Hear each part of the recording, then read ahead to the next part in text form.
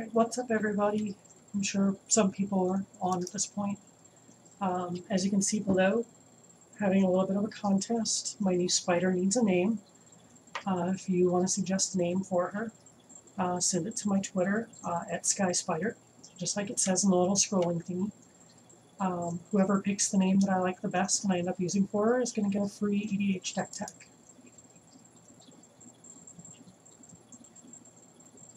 So we're going to work on a new deck a little bit. I've been wanting to play Samut. And I haven't put her together yet, so we're going to make an attempt at that. If it looks like it's going to take too long, I'll just play something else. But the goal is to get my Samut deck ready to go.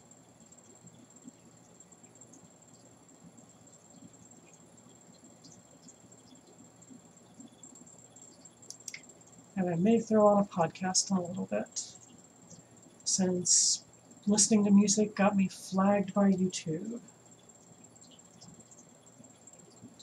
And I just got a new follower. Thanks, Top. I wonder if that's a play on... Damn it, Rachel, what's their name? I can't think of them now. Hanson. Rachel loves Hanson. She still goes to their concerts to this day. I haven't been in years. Well, you still look them up online and watch videos of them at concerts and stuff. Doesn't one of them have a beer company now? The three of them do. The three of them do. Well, you can see I've already started on a Samut and haven't finished it yet. I'm going to go ahead and just pull out everything in here and start from scratch, because I have no idea where I left off.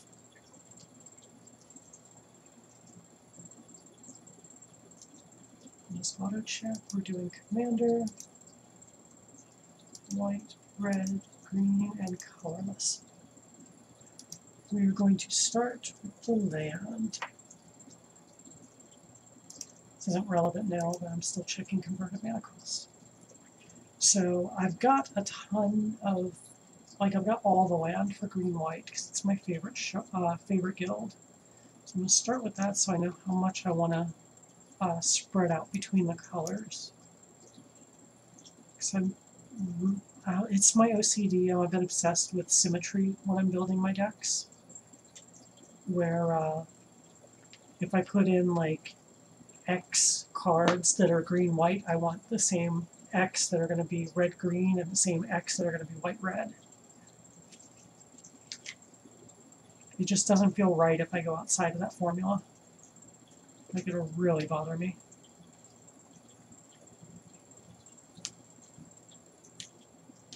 I've noticed green-white has the probably the most color, or the most number of dual lands. They also start way lower in the alphabet. So I'm missing the green-red fetch, so we're probably going to be putting Mountain Valley, which is the budget green-red fetch. And it's still really good. I don't care if anyone doesn't like it. Oh, I love my foil Savannah. It's so pretty. Why did it not go in the deck? There we go. Scatter Groves is nice. I like the fetchable lands. This is just a preference of mine. Sun Petal Grove is good. Temple Garden, of course. I think we got two more big ones. And then I'm probably going to cut back a little. Windswept Teeth and Wooded Bastion. Okay, so that's all our green-white duels. I think since I'm missing the Arid Mesa, we're going to count Croson Verge as a fetch land, since it can fetch any color in the deck twice. And then we'll count Windbrisk Heights as a 1. So this isn't part of our count. We have 8, so 7. Let's cut it back to 6. I'm going to take out the land that comes in tapped. All our others can come in untapped, which is what we're looking for. Make sure the deck is nice and quick. So I want to get 6 of each of the guilds in the deck. So let's do our Boros ones next. 1, 2, If anyone knows of an easier way to search for these kinds of lands, like if there's a filter that lets me pick out just dual lands, let me know. I can really use it.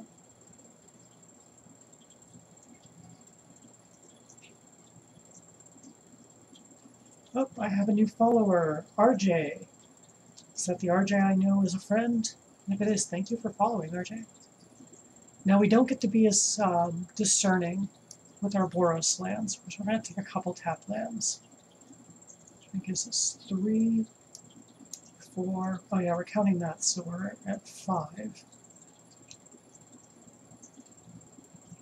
That makes 6. Hey, we may actually be able to cut out the tap land.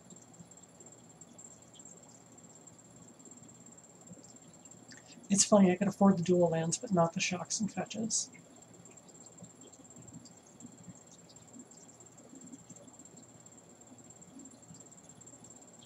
Okay, so I either get a scry land or the man land. I'm going to keep the man land, simply because we want to be attacking as much as possible in this deck. Having a land that turns into a double strike creature is pretty damn cool. Okay, so now we need our Gruul lands. So 6 Gruul lands. Then we get to do everything in between, like all the 5-color and colorless lands. There's 1. Love these masterpieces being so cheap.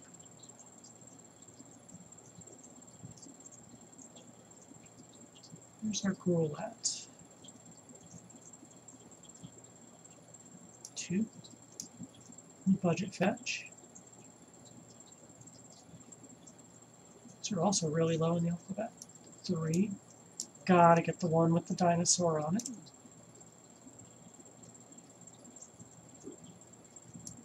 4.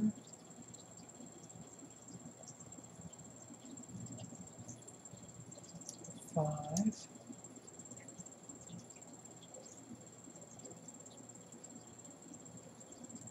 Wow, are we out of untapped options?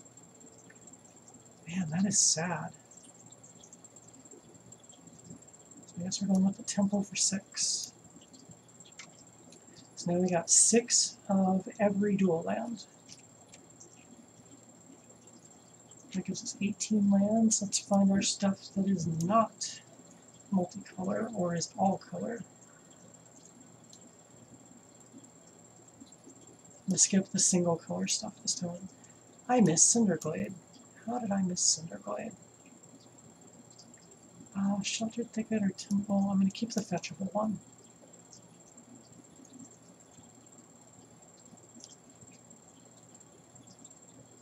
And some oops. I think I want Field of Ruin in here. That way if I strip something, I still get a land back. I'm really debating Forbidden Orchard. Having to give someone a token is a bit of a risk when I don't want them to have blockers. We're definitely putting Guy's Cradle, but we're going to come back for it.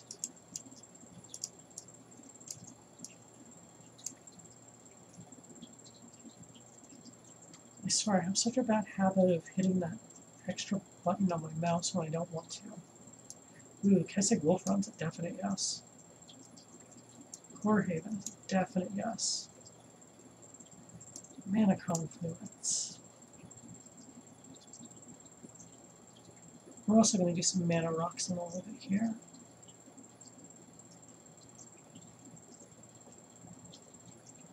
Reflecting Pool, Reliquary Tower.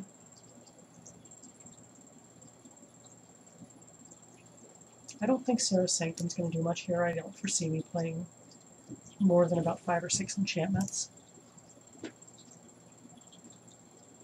This one's really tempting. But we have Kessig Wolfron, which does the same thing a little better. I think the only way I would run this if I was playing just a straight Gruul deck, and I've played both. And then same thing with this one. We're getting haste out of Samut, so we don't really need the haste this land gives, and it's just going to leave us stuck with colorless mana a lot of the time. There's that stupid middle click again.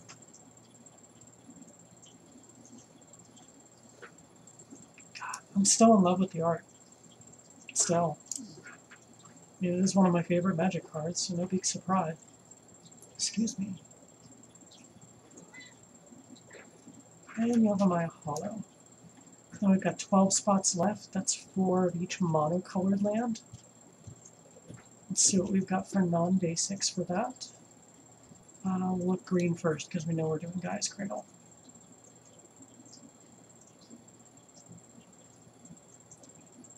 I'm tempted on the Dryad Arbor. Usually bites me in the ass, but I'm going to give it a go in this deck. So it's 2 green lands. Is that all the green lands I'm putting in?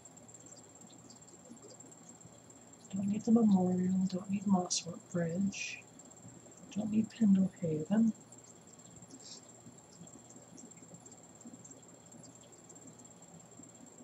Yeah, that looks like it's all my green land. Okay, so we do 2 forests.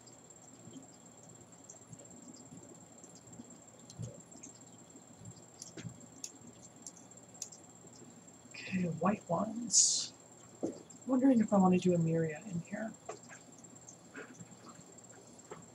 Myria is really good in creature decks. If you have 7 or more planes, you get to return a creature from your graveyard to the battlefield every upkeep. Very useful. Let's see how many we have. 1,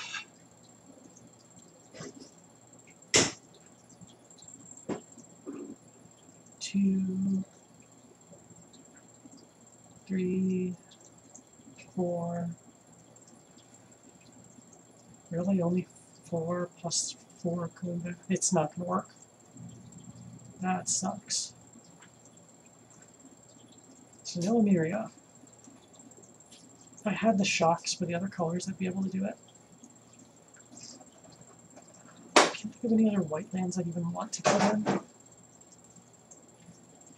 Memorial's nice, but I don't like to come into play tap. Same on the new Vanilla. No cycle lands are going in. Okay, so we just do 4 planes.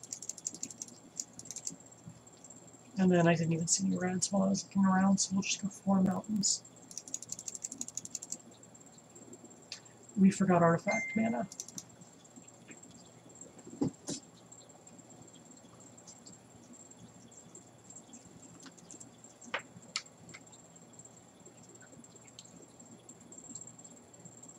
So we're going to pull out 1 of every basic. I'm going to go with 3 things here.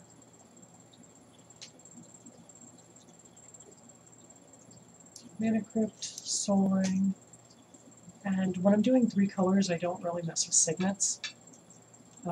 They don't seem to do a whole lot of good in my book. Your mileage may vary on that. Star Compass is nice, but we're not playing enough basics to where it's relevant. So our other mana rock is going to be Chromatic Lantern, which is great for 3 colors. I'm going to take out Dryad Arbor, because I want to keep 2 basic forests. Take out 1 mountain and 1 plains. We're still at 40. We're looking good now. We got our mana base built. Now let's start looking at creatures. Actually, there's a better way to do that, isn't there? Type creature. There we go. Now we're not getting the cards that just say the word creature, because that's like 1.5 million cards.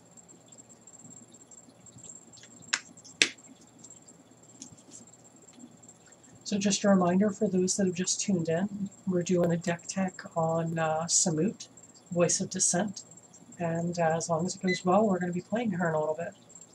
And also, I've got a contest going right now. You can see below the video of me. I've got my new tarantula over here. She needs a name. Anything other than something to do with Rose, because those are ridiculous names. Whoever picks the name that I like the best is going to get a free EDH deck tech for whichever deck they would like. So submit those names over on my Twitter, @SkySpider. So at the moment I'm just pulling value creatures. I love Boop Ghost.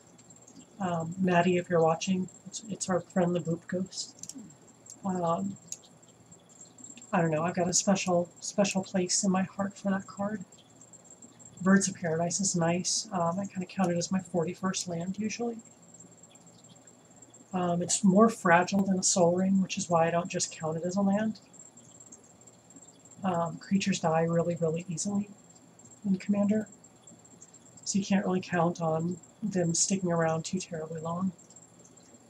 So I've been looking more at Dryad Militant lately, with Muldrotha and similar decks being around. I know Muldrotha can only get permanents back, but just taking more away from their graveyard just feels better. I don't know how much I want to play that. It's just sitting in the back of my head.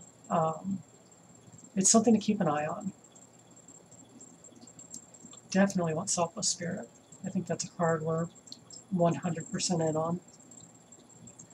We're going to have some equipment in the deck. Stoneforge is nice.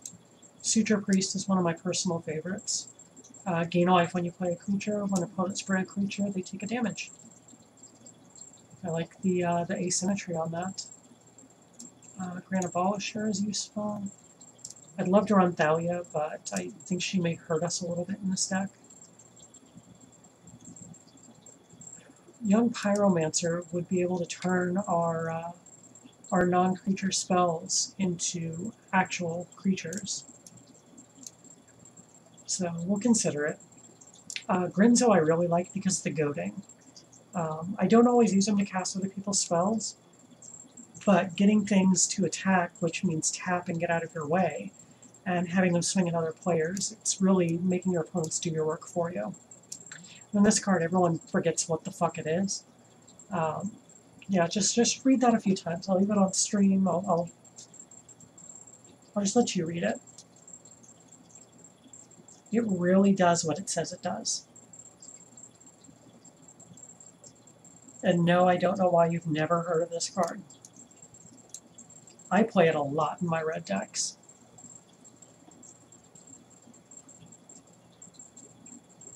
Hey, it's me!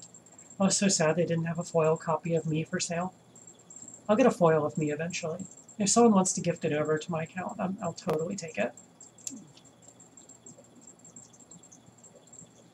Ooh! So I just got a recommendation on Twitter for a spider name. Special Snowflake. I kind of like that screen name. Recommended the name Sabo, as in the commander Sabo Tavik. I kind of like that. That's not a bad name idea. So thank you for that suggestion, Snowflake. I'll see a few more pour in before I make any decisions, though. Yeah, that's the best one I've seen so far. Zerta Druid is a little pet card of mine. He is an annoying little bastard.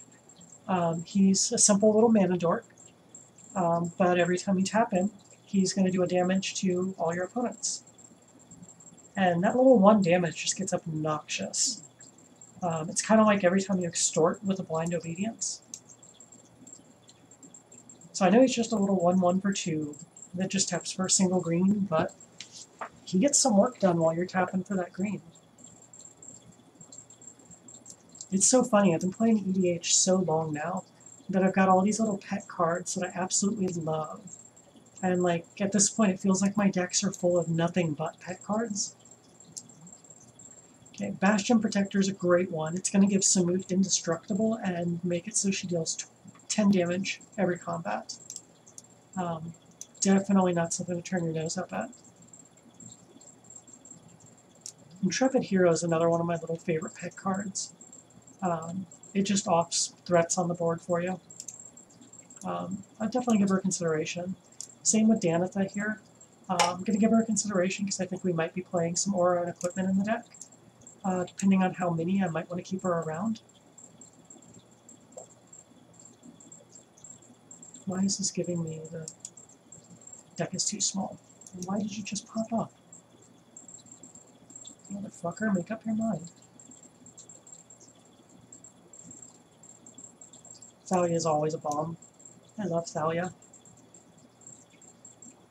Vermaz could be nice. Vermaz is a really good attacker for his cost.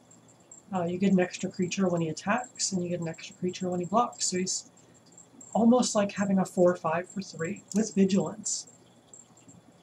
Banish a Priest is some good creature-based removal. I wish I could put a Lusha in here. Just, why do you have to have a black mana symbol? Why can't you be Naya? Magus of the Wheel seems good. Torian Mauler is also pretty nice. The thing just grows.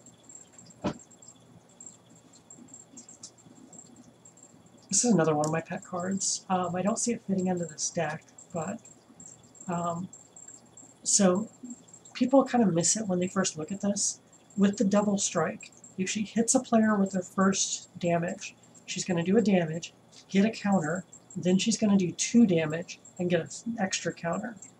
So she'll become a 3/3 the first time she deals damage to an opponent, and she'll be doing 3 damage. So she's doing more damage than you think she is. She does 1 extra per combat than she looks like she does. But she's just a really solid little vampire. I've gotten a lot of mileage out of that card over the years. I like Flip Nissa. She's good at getting me some card advantage when I turn her over. Rex Sage and Ronus are both nice.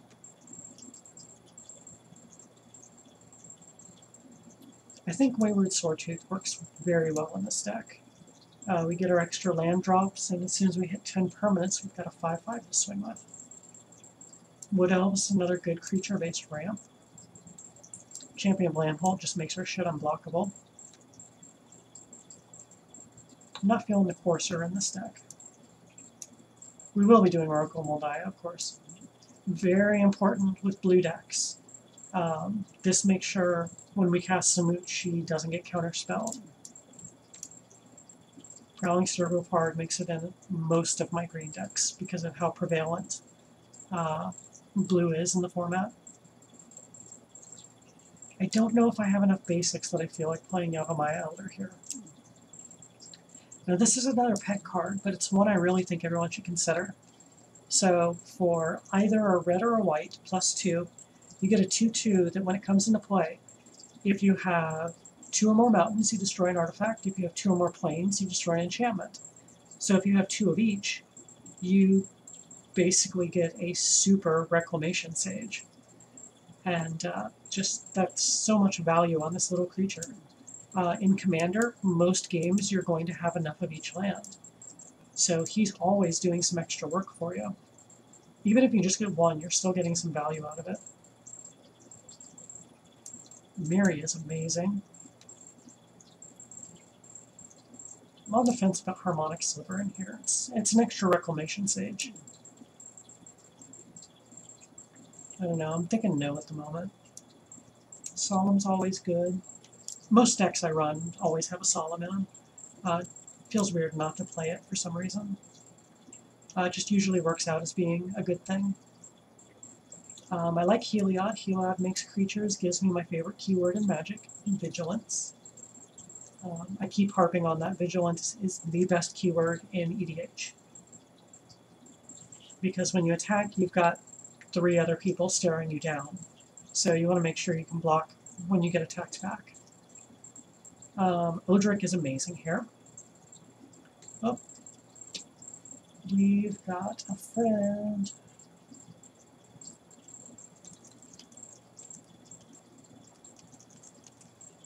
Hi, Steven.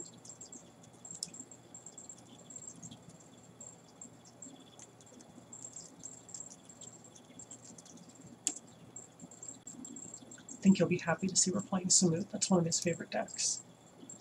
So when we look at Samut, what all do we have on here? Double Strike, Vigilance, and Haste. Those are some great keywords. Gee, what does Odric do? He shares those keywords. Yay, Odric. You're a friend. And if we throw in Oketra, he can share Indestructible sometimes. Selfless Squire is a fog that gets bigger when you fog. leave him up for a minute. I know most people don't know this card. I've surprised quite a few players with it in the past year or so.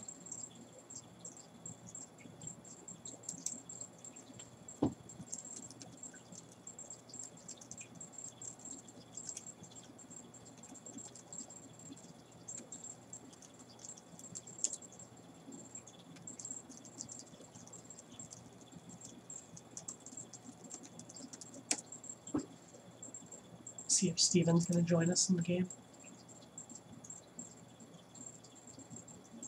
Steven's online. You might want to play with me again. Oh my god, that pug is so cute. Can I hold that up to the camera? Rachel just showed me a pug. I'm a huge sucker for pugs because I had a service dog that was a pug. Can you just hold your laptop up? Just a picture. Oh my god, that's so cute. Okay. I'm such a sucker for pugs.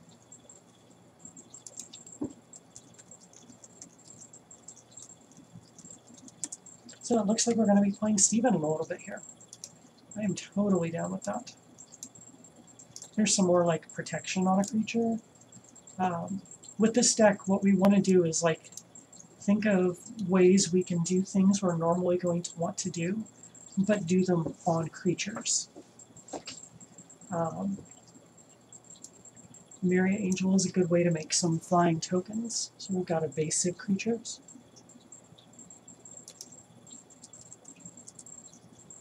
Steven's a night owl like me. Guardian Seraph is another pet card. Source would deal damage to you, prevent one of that damage. I always compare these to Nekusar because Nekusar is one of the most annoying decks in Commander. This negates Nekusar damage, among many other things, like Underworld, Dreams damage, just so many problems it'll deal with. I'm wondering if I have a lot of equipment in here, I'm going to want this. Linval is my bae. She's my favorite creature ever printed. If I build a white deck without her, be worried for me. We want to get Monarch. Monarch is such a great mechanic. Unfortunately, these two are too white dependent for me to play. Otherwise, I would totally run both. Lord of Shatterskull Pass, I'm genuinely wondering about. This is kind of like Balefire Dragon, but more powerful. It doesn't fly, but as soon as it attacks, it's going to do the 6 damage to every creature the defender has. It's not that hard to level him up. It takes 12 mana, which you can probably do easily in 1 or 2 turns in Commander. Let's give him a shot in here. We're playing a lot of creatures, so Perforos makes sense. Actually, I'm seriously considering Captivating Crew because it can remove a blocker from our path. Let's see what they did with the Oracle text here.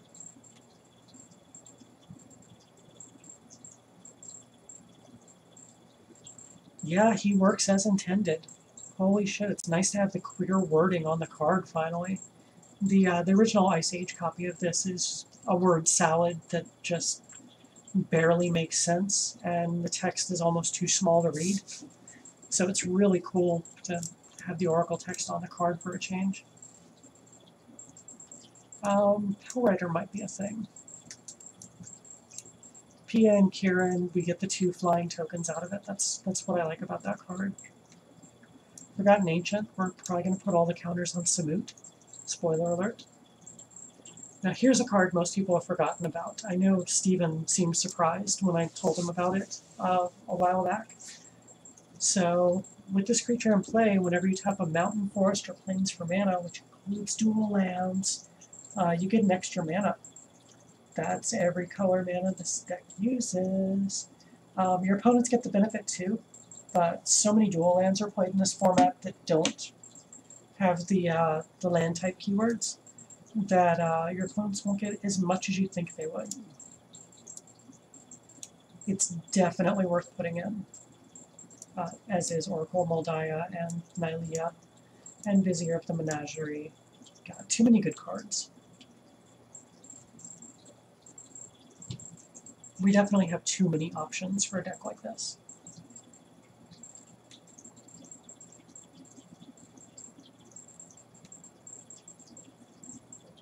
Iroas, one of the best gods in print, gives us Menace and gives us a Dolmen Gate, and he's indestructible. You bet your ass he's in this deck. So I tried Grand Warlord Rada tonight. I was playing a Najim deck, the Warrior Tribal from Battle Bond. Rada did some work. I'm really happy with her new version. I'm more than happy to give her a go in here. Bloodbraid Elf I'm not sold on in Commander most of the time. Angel of Sanctions does removal. Our commander is a human, so we're probably going to have a human making this awesome. Archangel Thune is nice. I'd run Archangel Avacyn, but she's got too much of a chance of killing my own board. There's ways around that, but you'd have to build for her, and I only do that if she's the commander. Glory's really nice. Give all your creatures protection from a color. That's a great way to ram through damage. And it's just got to be in your graveyard. Doesn't even have to be in play. Karmic Guys things. My favorite dragon. Urbrask. We'll probably get a ton of mana off Nahab. Kazul's good for defense.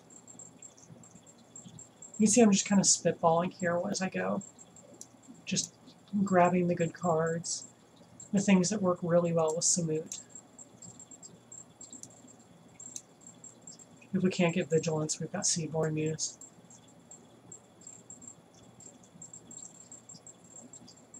So many off-color cards on display. Xenagos is amazing. Karametra is amazing. Sigarda is my girl. Wormcoil looks good. Protector of the Crown is really, really good. With all the Monarch cards spiking in price for MTGO, I'm surprised this one wasn't. It was only like 20 cents. So the very first time someone attacks you trying to get the Monarch, it's just going to go to the Protector of the Crown instead of you. So you keep Monarch for an extra turn. Here's another pet card of mine.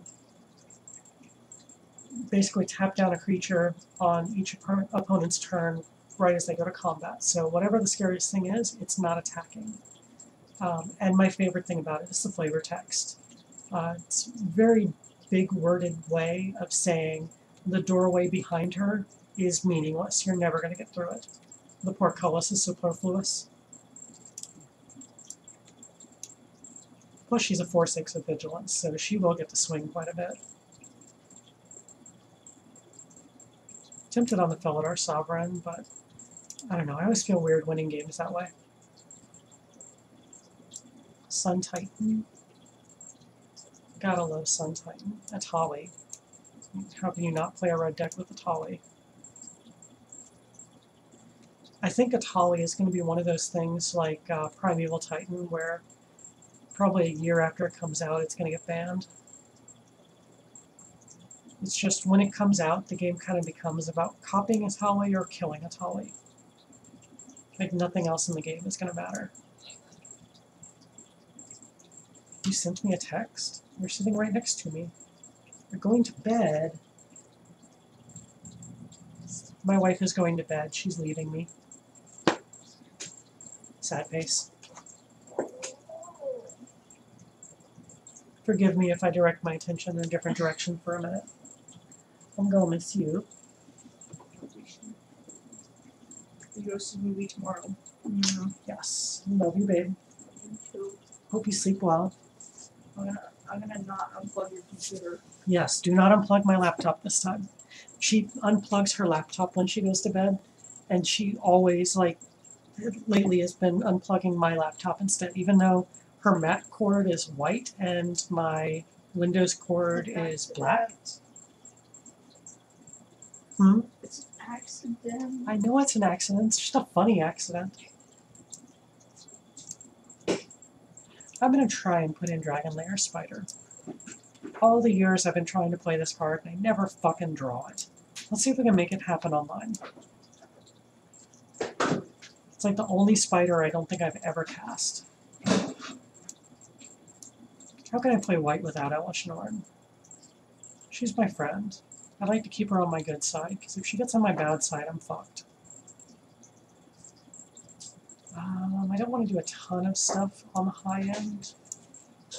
Protean Hulk is good. RJ. Okay, so RJ, I don't know how to get the chat feed on screen at the same time. I'm still very new to this streaming stuff. If you'd be willing to help me get that figured out, I'm totally down with putting the chat up in like the right corner of the screen. I would love to be able to see it and respond to people. I literally just don't know how to do it yet. But thanks for sending me a text so I could answer you on the air. Definitely putting Gisela in. I can't wait until I get some time to put together my Gisela EDH deck. She's always been one of my favorites, along with Avison. I just can't bring myself to put a Vorinclex in a deck most of the time. It ruins Magic for everybody else. Like, I know the goal is to win, don't get me wrong. But when Vorinclex is out, no one else really gets to play Magic.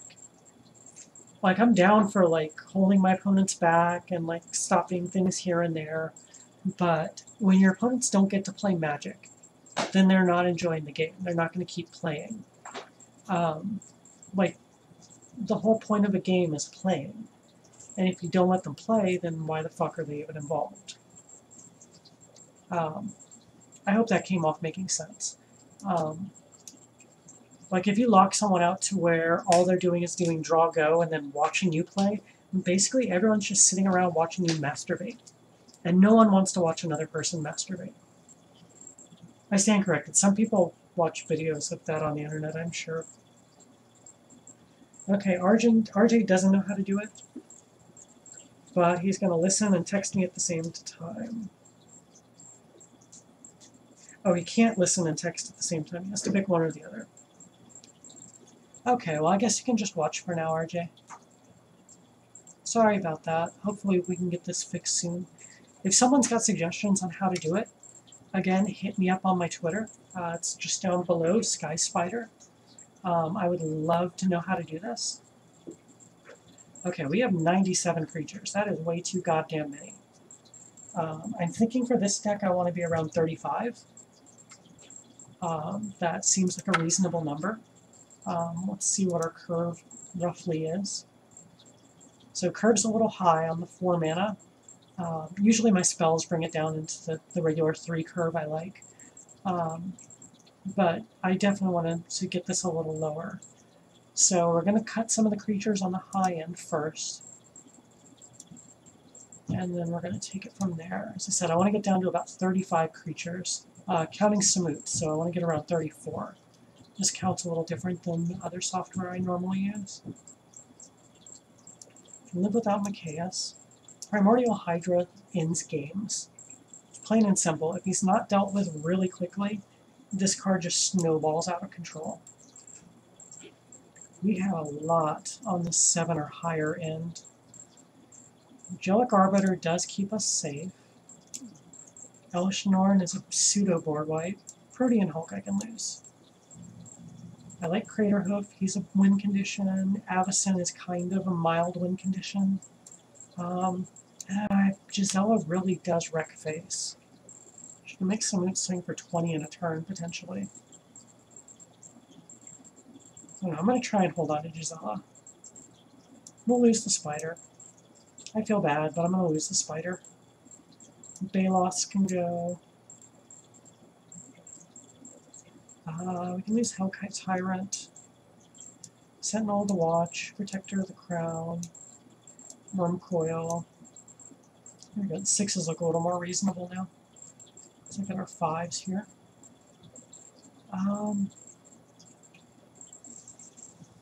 I like the land ramp of Karametra a lot. Xenagos is kind of a win more card.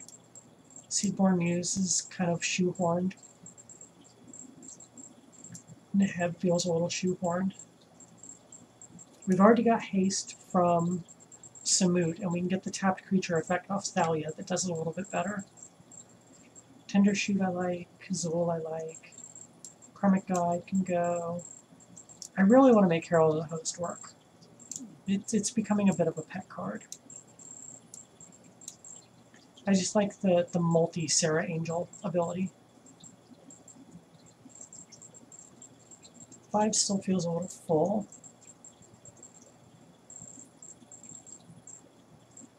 Fuck it, Karametra's going. If I hit 5, I've got enough mana to run most of the deck anyway.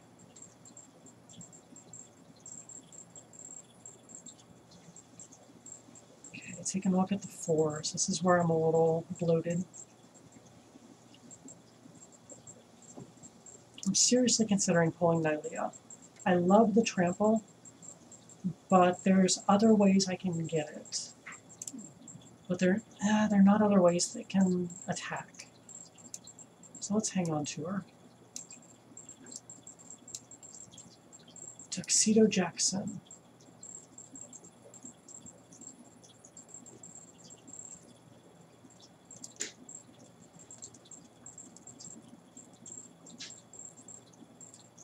Tuxedo Jackson. Let's see who that actually is.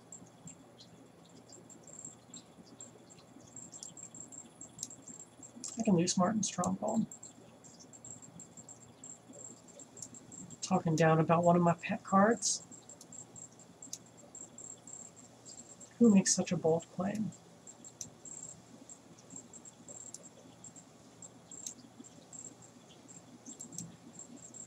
Okay, one of my local EDH players.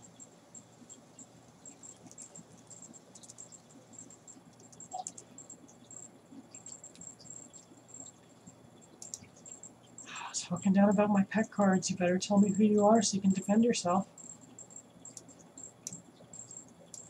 I'll lose the Heliod because Odric's going to share Vigilance if I get him out anyway.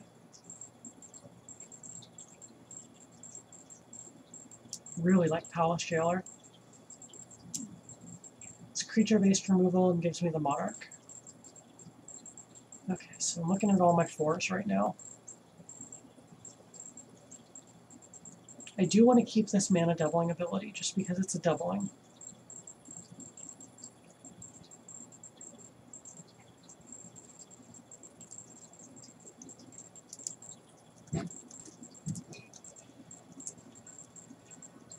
Okay, quit fucking around with me.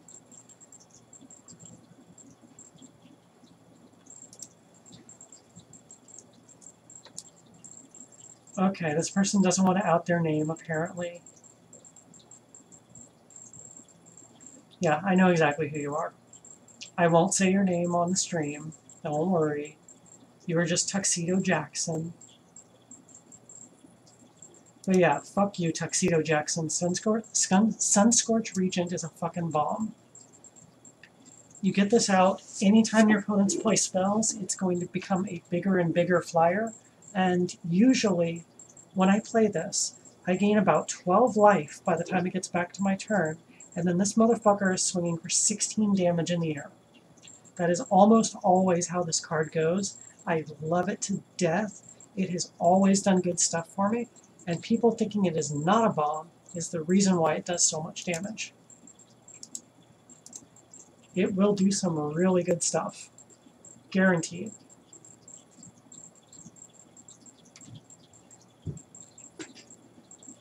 You have my guarantee on Sunscorch Regent doing good things every time you play it. Even if it draws a kill spell, you're going to gain a life off of it and get rid of a kill spell.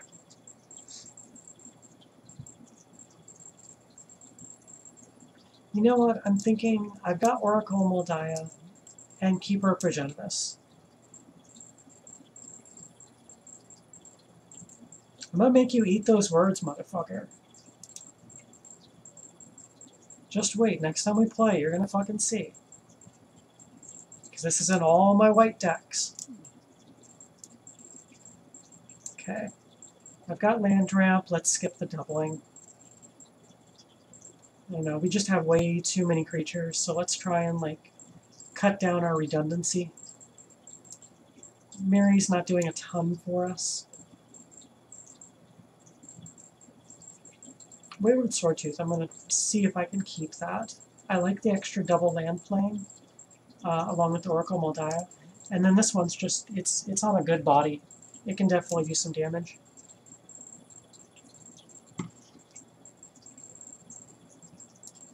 Ronus isn't doing a ton in here. I like running him as a commander. I'll probably build that deck fairly soon.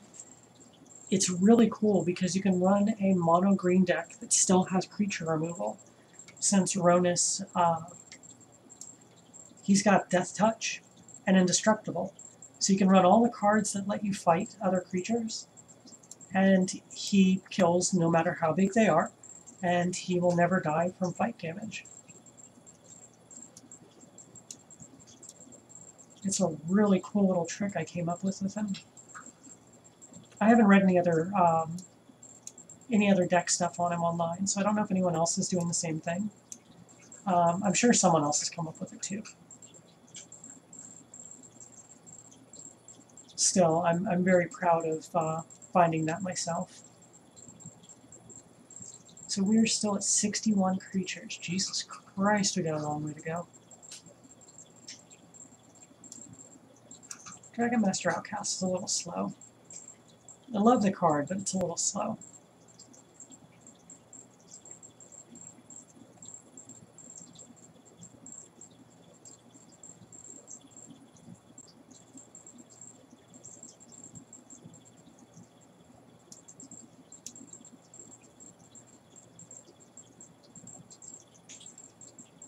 I don't know, I'm starting to think I'm going to have to use either Grinzo or Stigma Lasher.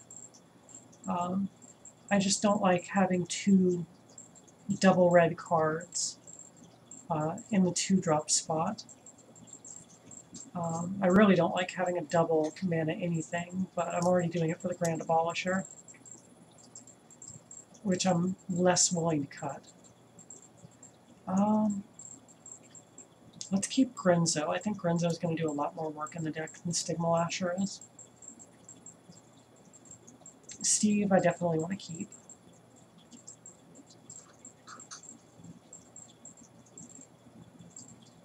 Even Mind Center just shuts down a lot of combo decks. And making people's fetch lands only search the top 4 cards is just fun to watch people react to.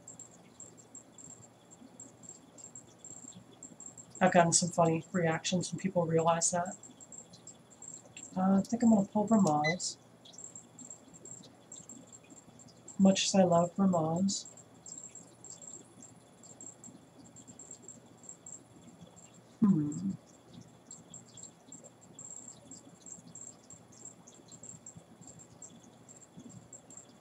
Wondering how much I need Solemn in here.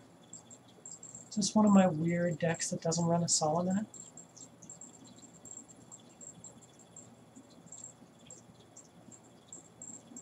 Yeah, I think it's going to be one of my weird decks without a Solemn. We really want all of our creatures in this deck to bring some kind of value to the table. Whether they're disrupting our opponents, or giving us more creatures, or keeping us safe on defense, or doing removal. Like, we need some effect out of every single creature in this deck. Thinking Purphoros might be a win more card. Where, like, I don't need it to win, but it'll help me win more. I don't know. It feels overkill. And when we're struggling for space, we don't want overkill.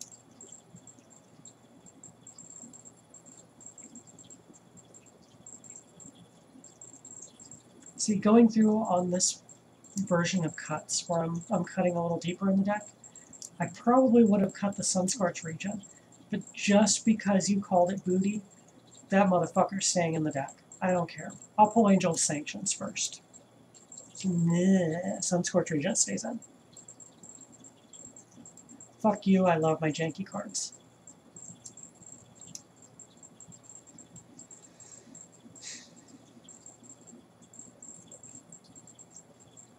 Giselle's feeling a little win more now. I want to cut at least 10 more creatures. Yeah, I know you like that tuxedo, Jackson. It's such a goofy screen name, but I love it.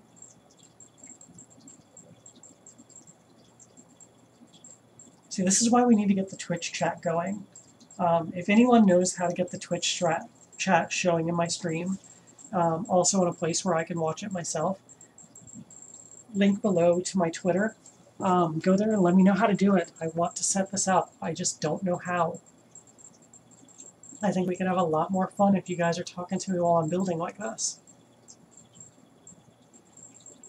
I really, really want to keep Aurelia in the deck. The extra combat step is amazing, but that double white, double red, I really don't feel like I can guarantee having that when I hit 6 mana, which effectively makes her cost 7 or 8. I don't know if I'm willing to pay that much to get the effect out of her. I may just want to run a card more like Aggravated Assault instead. I think that actually might be my path here. Just because I can get there on a much cheaper end. And if I get a sort of Feast or Famine, I can have infinite combat steps with it. This is just like having an overrun every turn. Don't know if everyone's familiar with this card or not. It goes great with commanders you're going to want to do commander damage with that also come with a swarm. Like, I wouldn't run it when Sigarda's my commander.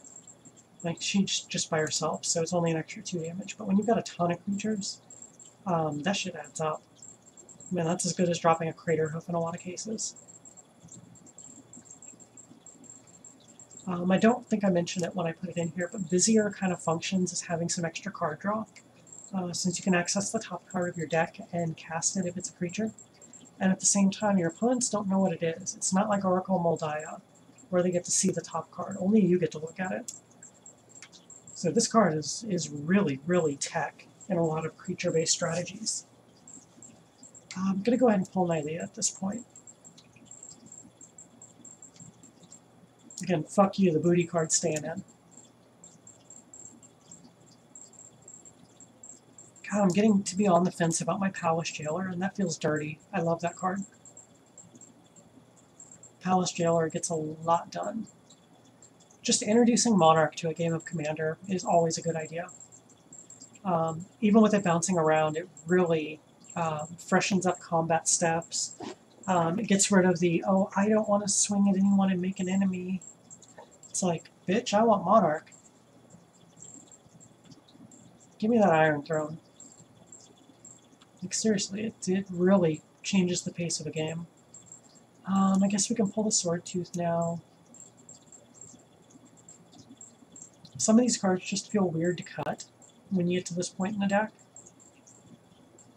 You gotta start making hard calls. Like, everything I cut at this point is going to be an uncomfortable cut.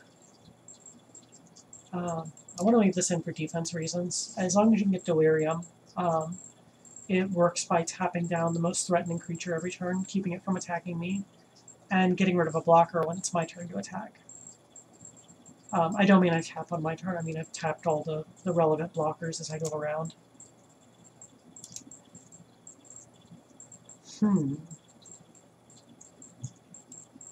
This is getting complicated. I'm going to pull a Stoneforge Mystic. I don't know, we don't even know how much equipment we're going to have at this point, and I think with only about 20 slots to spare, I don't think it's going to be many. It's probably going to be,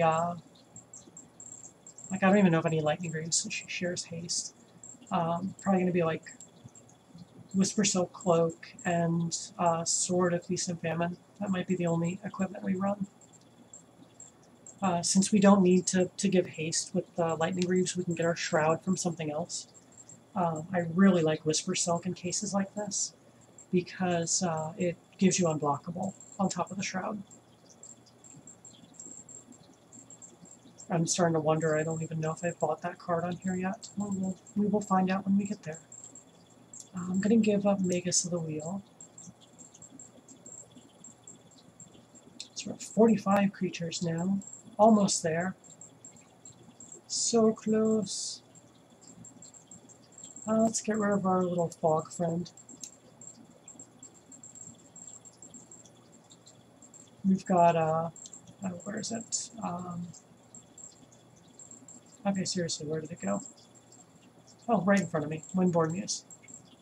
It's our ghostly prison on his flying stick. So the chance of us getting attacked for a ton is kind of low. Especially if we can share the vigilance around.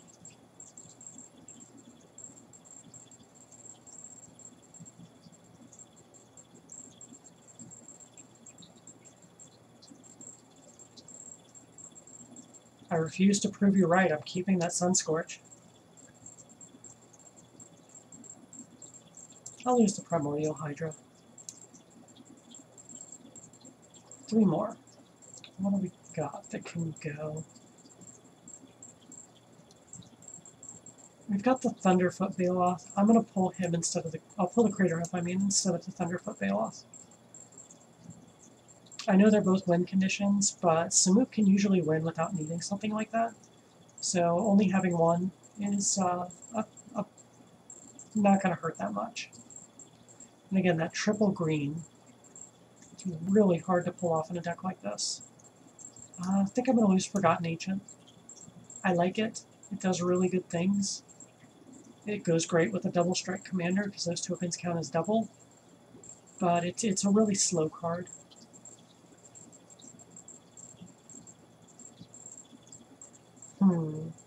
One more creature. Wondering if I want to cut the Grand Abolisher. Again, it feels like a dirty thing to be cutting, but we've got the Prowling Serpapard to stop counterspells. That card does it a little bit better. It's on a bigger body, basically. This one stops all things from being cast on my turn and abilities from being activated. Do I take the stronger ability or do I take the bigger body? I think I take the stronger ability. So we keep the Grand Abolisher, we'll cut the Snake Cat. So we're down to 40. Beautiful. Okay, we have room for 20 more things in this deck. This is where we get to find the weak spots and fill them in. So we want artifacts, planeswalkers, instants, sorceries, enchantments. First, we know a couple that we definitely want. We want Aggravated Assault for sure. That one's a guarantee. And to get a combo with it, we've got our infinite combo win condition with the Sword of Feast and Famine. So I wanted the Whisper Silk Cloak. Let's see if we have it. Ah, we haven't bought it yet. Oh, poop. And I can't just go buy it real quick because I have to do a $10 minimum. Well, fuck. We don't get to use Whisper Silk Cloak. What can we do to get Shroud? What is the best way to do this in here? What about Hexproof?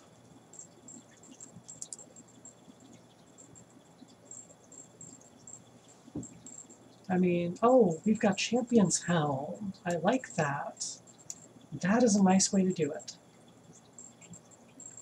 We also definitely want that Heroic Intervention while I'm here. Okay, so we got the stuff we were looking for.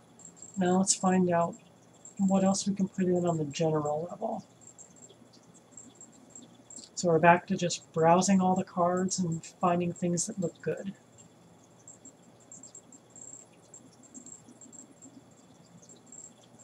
I want the Enlightened Tutor so I can get to those cards when I need them. I'm normally not a big tutor fan, but this deck may need a little bit of tutor to function. I want my creature removal. I like playing both when I can. If I can only run one, it's going to be the swords. Swords to Plowshares is just better than Path to Exile. Vandal Blast feels like a good addition. I think a lot of what I'm running here is going to end up being removal. We've got a ton on the creatures, but in all honesty, you can never have enough removal. Okay, this looks really good. We've got a commander that's doing double strike damage. Do we want to give her this gigantic buff that Blackblade Reforge comes in? So I've only got one person that can really message me that's watching, so you thought my other card was booty. What do you think about Blackblade Reforged? Send me a message, let me know.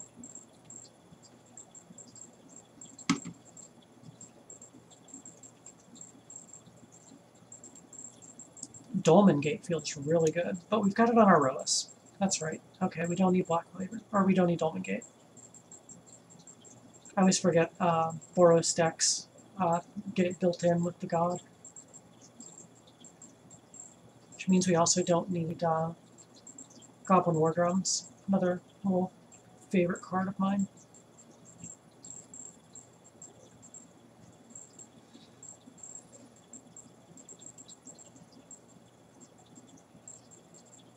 Okay, I've got a new follower.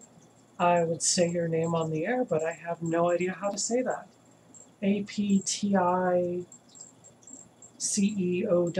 Thank you for following. I wish I could say your name. And I got a text message from RJ saying he likes Blackblade, so we will throw that in. You have a hell of an attention span, RJ, to still be watching me build this deck. Because this is taking me longer than I expected it to.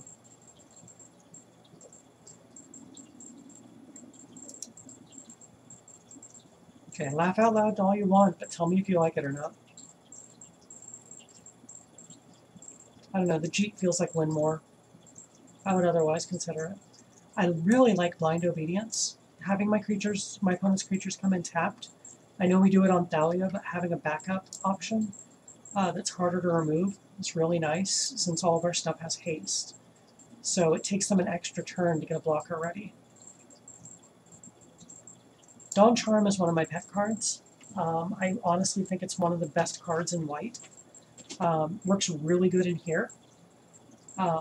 So you can fog with it. You can regenerate a creature, so I can save Samut from a kill spell. Or I can counter a spell that targets me, like, say, a Comet Storm or something similar. Or like a discard spell. Oh Jesus, you're sorting 4th edition cards looking for value? Dude, there is no value in 4th edition. What the hell? I'm being facetious, but you get my point. God, 4th edition. I bought so much fucking 4th edition when I was a kid. Oh, I finally got my Breed of Fire, and I have no deck to use it in right now, but I've got it. And yes, I bought a Tybalt. Laugh all you want. That's a booty card. Tybalt is a booty card. I swear to God, I will make him useful one day, though. I will find a way to make Tybalt not booty. I think I want a Farseek. I like the land ramp that can grab dual lands.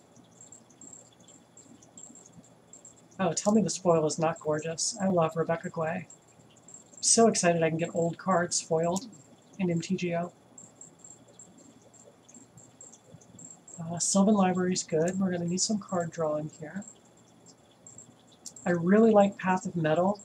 We're definitely going to have the creatures that will be able to flip this. And once it flips, being able to either shock all my opponents is a good way to get some extra damage in, or being able to randomly kill a creature that attacked. I know the random turns people off, but a lot of times in Commander you're only going to see one creature swinging, so it's just going to kill whatever is attacked. Plus it's extra land ramp once I flip it. Latimer's Call is nice. Tutor for a creature, get it to hand. It's way better than Worldly Tutor. Oh, my favorite card in Magic. Oh, I love that you're on here, and you were only 30 cents. God, buying singles on here is fucking stupid. They're always so cheap. I love it. Life Pressure's Bestiary is some good card advantage. We do need board wipes. I don't know, I'm not feeling the Oblivion Stone. Let me see what my other options are. Well, I don't have a lot that's not creatures, so creature ones are going to wipe me completely anyway. God, look at all those pretty Masterpiece swords. All the masterpieces. Because they're so cheap on here. Forsake the Worldly is good removal. Oblation is good removal. We're about to start hitting all the Planeswalkers, too.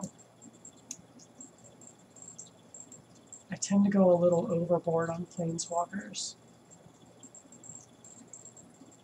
Well, we're officially at 101 cards now. So anything we add, we're going over. Chaos Warp is good removal. Wheel of Fortune could be worth including, although we did pull the Magus of the Wheel. Arachnogenesis is one of my favorite cards, and I love that I was able to get it foiled finally. It fogs and gives us a spider for every creature that's attacking, plus the spiders actually still deal combat damage, so they can eat whatever's attacking me. I mean, you know I've got a thing for spiders. Look at the bottom camera, I'm pointing, because you fuzzy butt. Do you want to be named Sabo? That's a neat suggestion. She's a fucking sweetheart, by the way. If you can come up with a name that's good for when I take her around to do lectures for kids, those are the kind of names I'm really looking for. Something that enforces how cute and gentle she is. Because she really is absolutely cute and gentle and adorable. Oh, wrong one. Meant to grow some grip. Growing Rights is nice. You get a little bit of card draw and then a ton of mana ramp. So, I was going up against someone tonight who was running a super aggressive, pimped out Tier 1 Prosh deck. And I happened to Song of the Dryads his Prosh. And turned his deck completely off, and it felt wonderful. I love Song of the Dryads so much.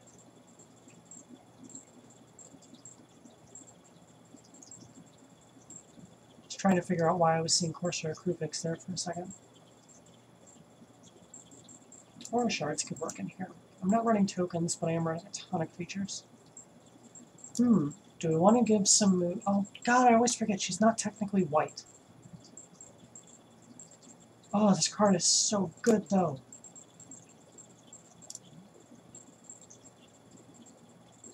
I don't actually own a Domri in Paper Magic, and I haven't for years.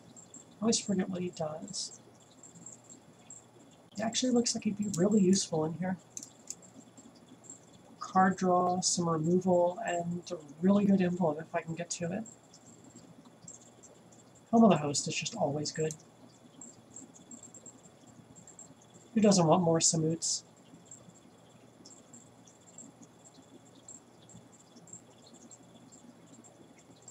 The Johnny Steadfast is nice. We get extra keywords.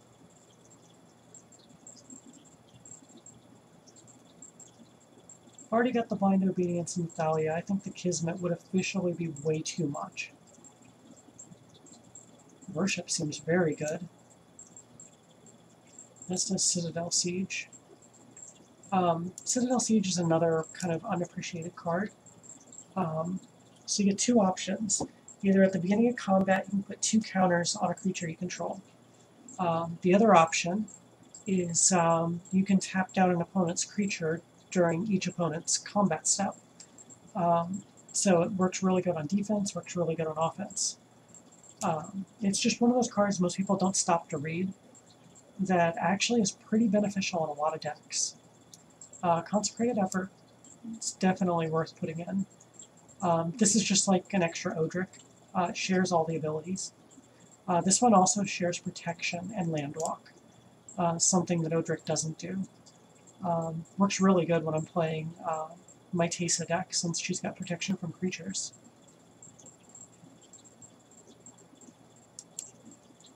Stop. Right-clicking. I'd love to put in mode. Oh, look at that new art.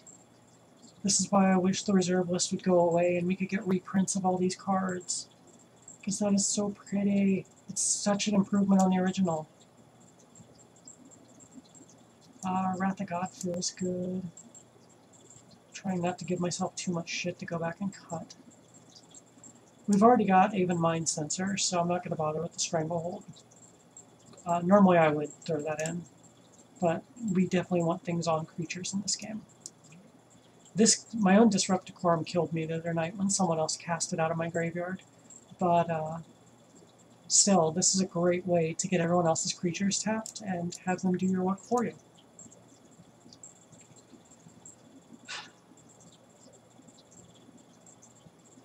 Another card you can call booty all you want, but this definitely gets rid of bad draws and ramps you. This card is great.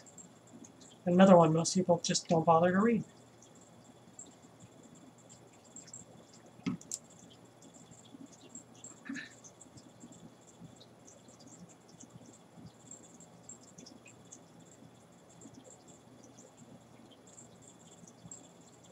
I'm looking at the Triumph of the Hordes, but I don't think I really need it in here.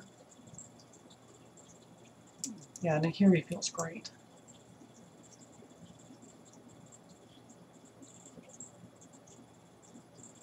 As far as characters go in Magic, Elspeth is my favorite character of all time. And Nahiri is my favorite living character. And my number 2. I really like their storylines. We don't have a ton of card draw, really, so I'm seriously considering that Mind's Eye. If I do the Prismatic Geoscope, I'd want to pull out one of the little mana dorks. I'm not really willing to do that.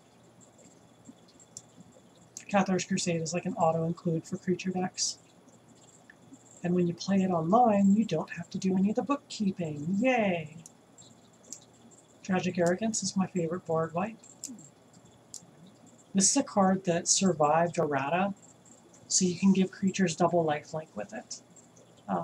If I'm running a lot of lifelink creatures, I try to throw this in my deck. Just another one of those cards most people don't know about that you should really consider adding to your build box.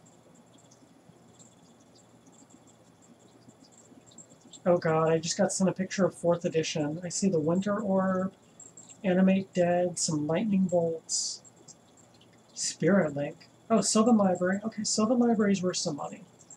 I'll give you that one. I'll definitely give you that one.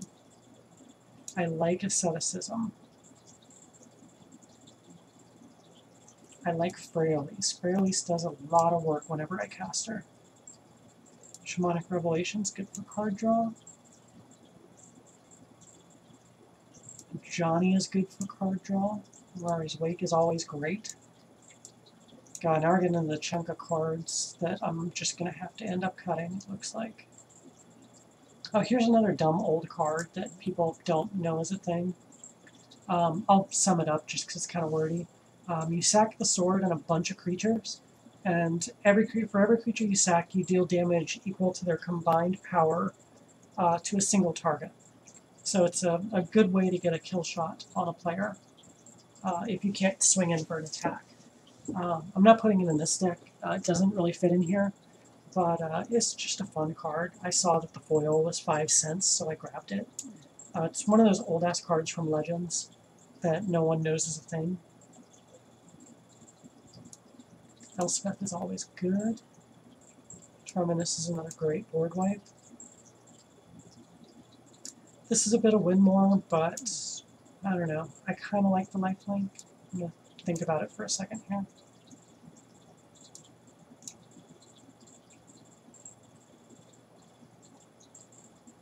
Yeah, I'm kind of thinking against it. I think that's... Oh, nope, Genesis Wave. Gotta run the Genesis Wave. And I'm thinking hard about this one. Every time I've seen this played, it's changed the state of the game.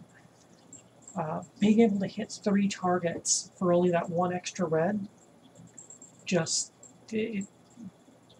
It's ridiculously powerful. It's not hard with what we've got to find enough legends to play it. Seriously, it does some work. We can't sort by card type down here, can we? No, we can't. That's annoying. Okay, we've got 34 non-creature, non-land cards to pull. So let's see what doesn't work out. I can live without that Enlightened Tutor. We're going to pull one of the creature removals and give it just swords. And the blast feels good. I know I got the advice to include the Black Blade Reforged, but we're really short on room. It's not feeling great. We've got enough creature land ramp. Let's pull this tutor as well. Again, I don't like playing tutors. I'll use the Oblivion Stone. I found other board wipes I like. Forsake can go. We've got bigger removal. Wheel's gonna go. Reckoning Genesis is gonna go.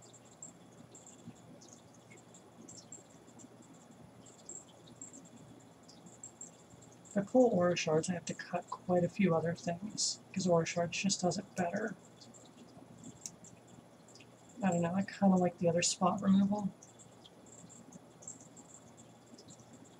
Where's the Citadel Siege?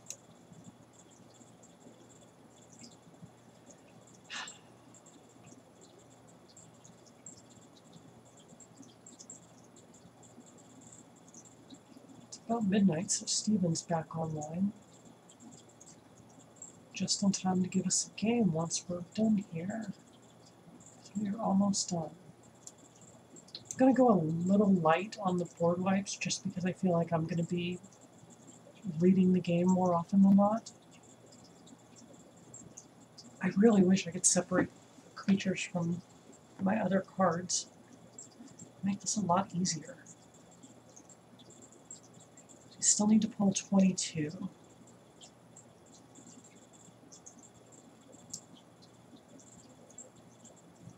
Creature draw, we've got creature removal. And we've got an amazing ultimate if I hit it.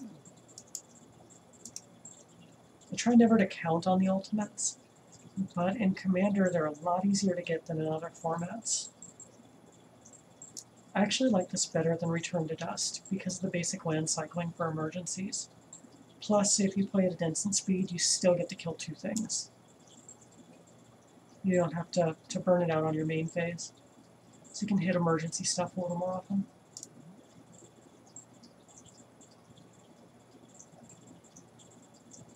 Okay, the only thing he's really going to be able to reveal for us is the creatures. I was thinking he'd be able to get more of my permanent cards. He's still really good.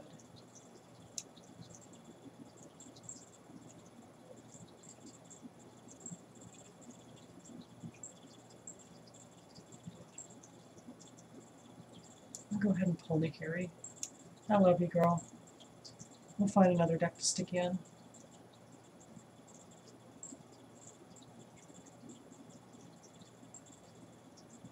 We'll take out the Concerted Effort. We'll just run that ability off the Odric. Too much redundancy. We'll file you in the Department of Redundancy department. Still like a Johnny, still like Domri.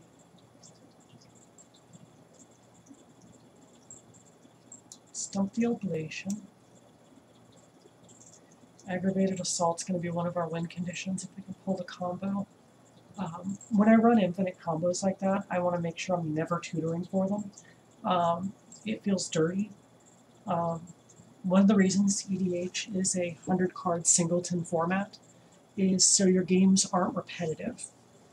And if you're just tutoring for that same infinite combo every game, you're kind of defeating the whole purpose of this format and the whole reason why it's really fun.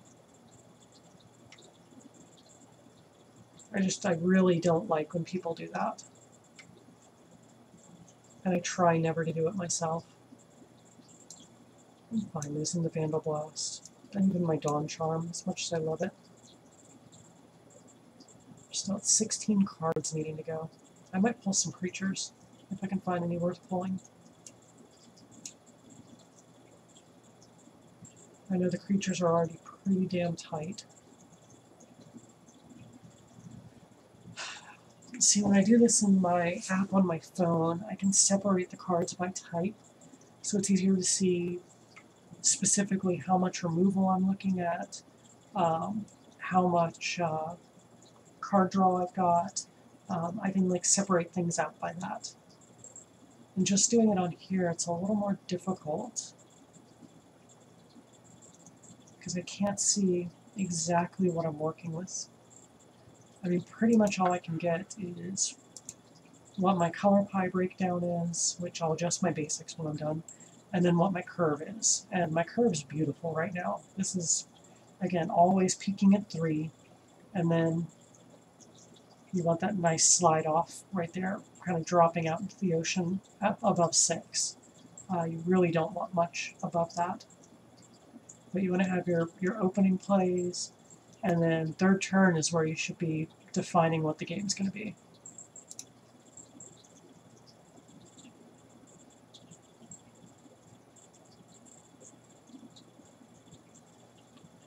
See, I like to run a lot of exile stuff, but Croson Grip, that split second, oh, it'll buy you so much removal you wouldn't get otherwise.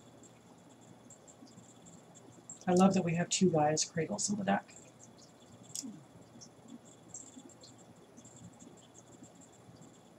I've had a few games where I've gotten both of them out, and it really pays off.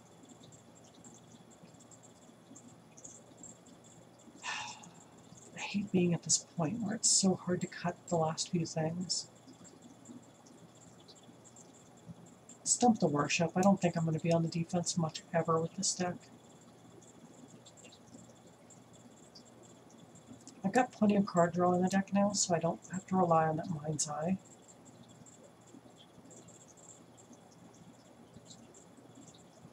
So doing these deck techs on camera and like saying why I'm making certain changes, it's actually helping me build better decks because I'm justifying what I'm removing a little more.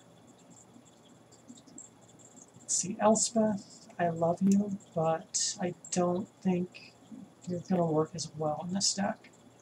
And I love the Giant's Immolating Inferno, but it's not vibing with where I'm going here. Genesis Wave totally vibes with where I'm going. I don't care about that 3 green. If I cast that, it's worth it. Every single time. Oh my god, so some of you got to see it. So last night I played a Gonti deck. Steven was involved in the game. And I stole someone's, what is that card called? It's the Sultai version of Genesis Wave that hits someone else's deck. And I had a whole bunch of mana doublers out, so I hit his deck for, oh god, it was almost 20, I want to say. And just basically played their deck for the rest of the game. And it was kind of bonkers. Oh, we got some movement finally. Still need a name for my new spider. If you look below, I'm giving away a free EDH deck tech for whoever suggests the name I end up picking. I need something kid-friendly because I do lectures with her. But if you have a suggestion, hit me up on my Twitter. I'm at SkySpider, as you can see a million places below me. But she needs a nice, cute, kid-friendly name that has nothing to do with the word rose. Please do not suggest Rose. I fucking hate rose hairs that are named Rose. It's just unoriginal and lazy.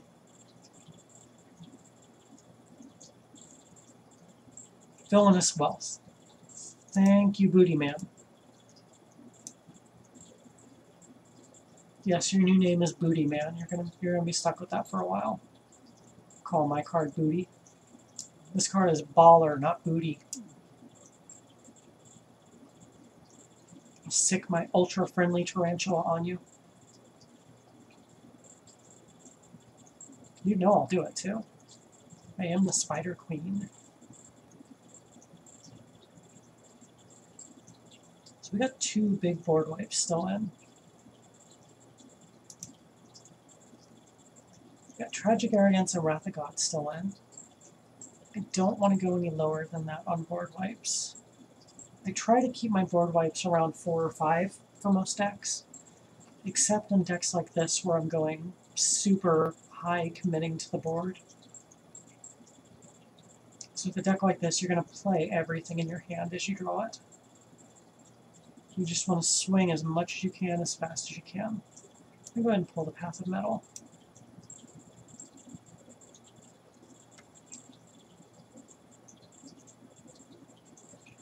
Oh god, Charlotte. That's like the only thing less original than Rose. And she's going for her big escape. Oh no! Oh, come here, you little escaper. Get over here. We'll show off for the camera a little bit. She's a little fuzzy boy. There you go, cutie. You know I'm going to rub your tummy every time you try and climb out. I need to actually watch my own videos to see how she looks when I hold her right up against the camera like that.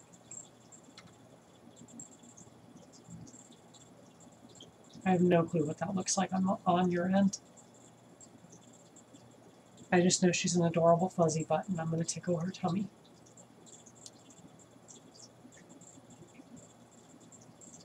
Okay, for you guys watching that keep messaging me, we need 9 more cards cut. Which ones are you seeing that... Like, everything in here is great at this point, but what's not pulling its weight? What is the extra stuff that doesn't fit the theme that can come out? And it's not going to be that damn dragon. Helm of the Host, I feel like I can pull. I love it, it's awesome, but when you're running this low on space, it's 9 mana to get where you want to get with it. I can do better. Are you going for an escape on the same corner? Okay, you're laying down. Seriously, she is a cutie pie.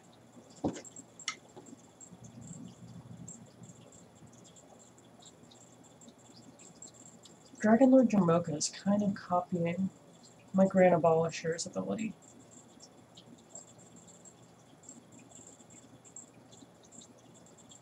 Do I really still need that on turn 6? I think I'm going to pull Dragonlord Jamoka.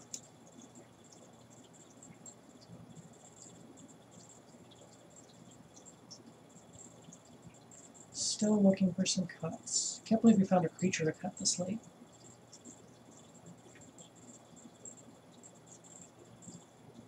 I don't want to cut the 2 big card draw spells because we really need the card draw.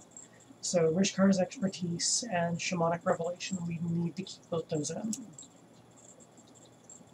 Those are the only really big ways to refill our hand after we've gone bonkers playing everything.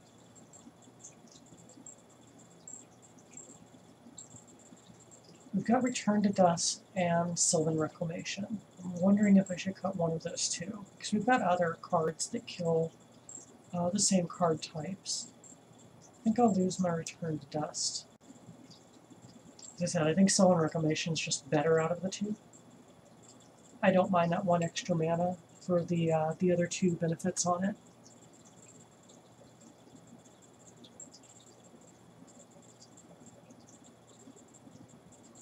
I've got Chaos Warp and Beast Within. They both do basically the same thing. They get rid of 1 card. Beast Within puts it in the graveyard, Chaos Warp shuffles it into the deck. Neither one exiles. I wish one of them did. This can give them any permanent in their deck, or potentially nothing. This gives them a guaranteed 3/3. I'm wondering if I want to pull one of those.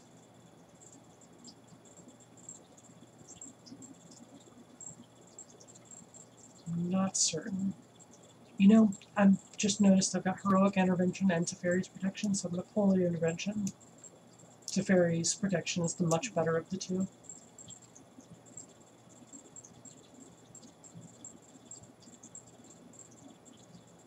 And we've also got the Selfless Spirit to get the same effect when we need it.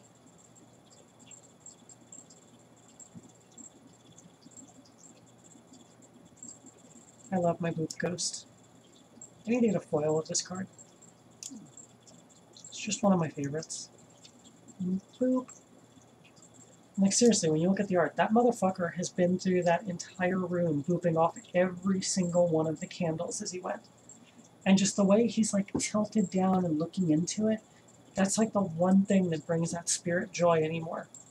Just fucking with shit. Just fucking with shit. Every couple of seconds. Just boop, fuck your candle. Boop, fuck your candle. Like, they're still lit when he knocks them over. That dude's gonna burn the building down. And he's gonna have nothing to boop. It's gonna be tragedy. I don't know. I love dissecting card art to that degree. I'm wondering if the Champion's Helm is necessary. We've got, down in our 5 drops, we've got Asceticism, which gives everything hexproof. But it's not until we get to 5. That said, even if we play Samut on turn 5, and we've already dropped this on turn 3, we're still a mana short for equipping it. So at that point, we have to wait a turn, and at that, we could just cast Asceticism anyway. So I'm feeling like this is not as good as it initially looked. Yeah, I'm going to go ahead and cut it. So we got 4 cards left to cut.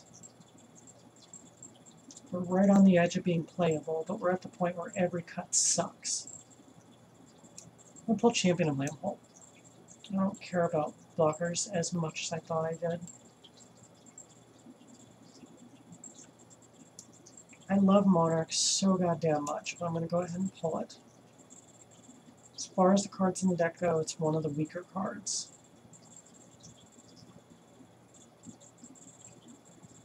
Everything on the high end looks amazing. I don't see any weak cards anywhere up here.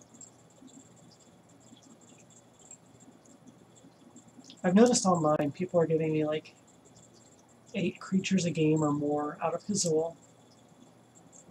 I don't know if it's just I don't draw them as much in Paper Magic.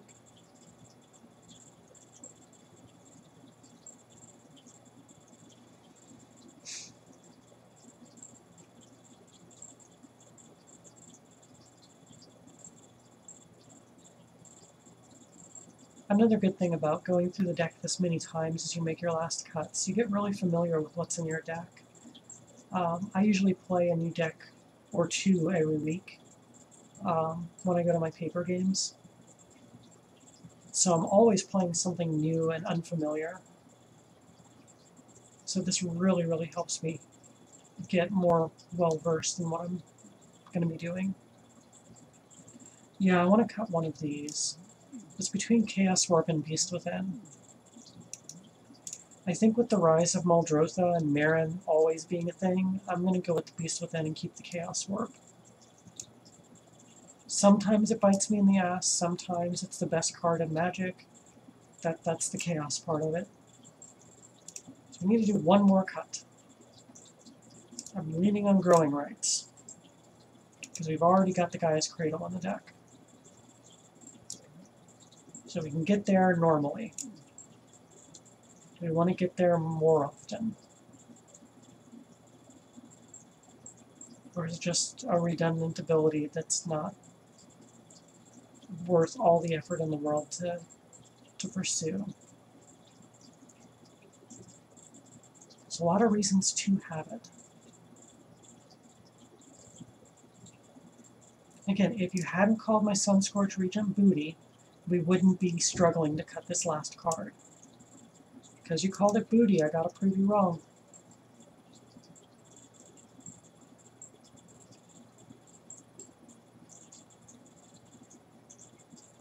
Yeah, we're gonna cut the Growing Rights. We did it. Samut is done.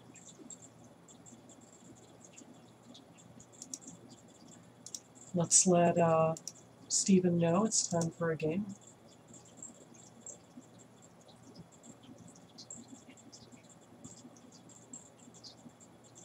I have no idea what this is referring to. Steven, if you're still watching, I have no idea what you're doing or what you're talking about.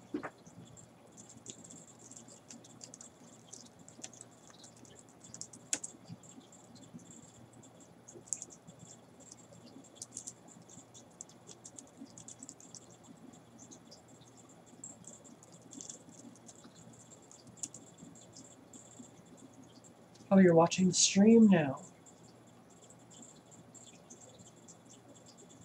Oh, you're the really weird letter thing. Okay. How the fuck am I supposed to say that? Like, seriously, how the fuck am I supposed to say that name?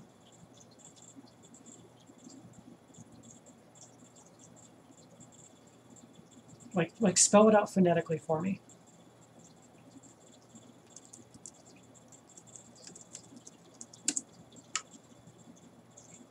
Seriously, spell that name out phonetically for me. I want to see how the hell I'm supposed to say that. Aptus. That stands for Overwatch, so just Aptus. Yeah, I'm too old to know the Overwatch shit. Okay, if you're watching, get your ass over here. I'm about to start the game. Oh, now he's saying, yeah, I'm totally too old. He's agreeing with me. So he just watched me build Samut, and now he's going to try to play it with me.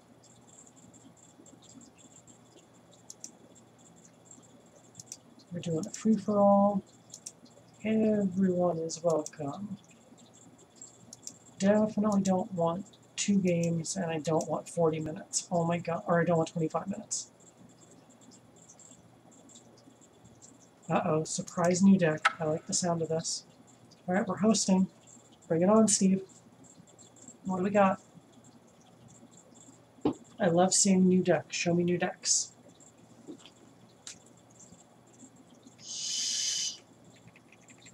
It's always embarrassing when you go to take a drag on this and you've turned it off.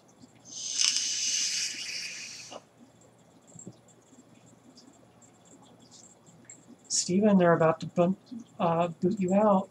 There's only 1 slot left. Better hurry. I don't think that's you, so you missed out on the game, motherfucker. Oh well, you get to watch on Twitch now.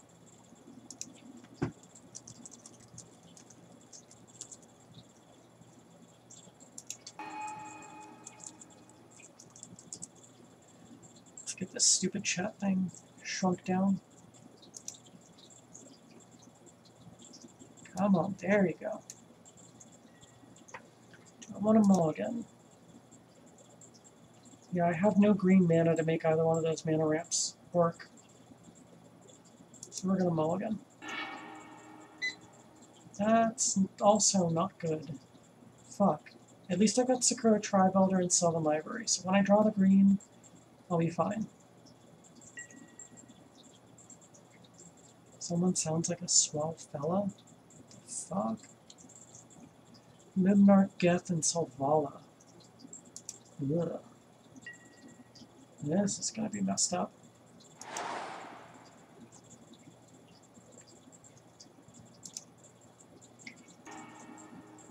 Alright.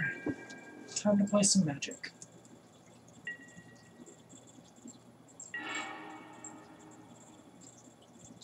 Lead with the Wheel Spires. We need green mana.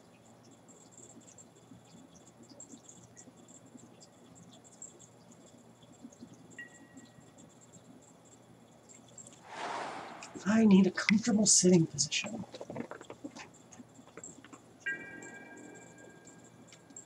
Am I still on camera? Take a quick peek.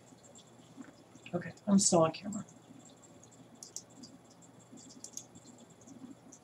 Sorry for the infinity knees. Because of the video processor in my laptop, I can't have it do the game window and just do specifically the game every time I open it. It only does the screen capture.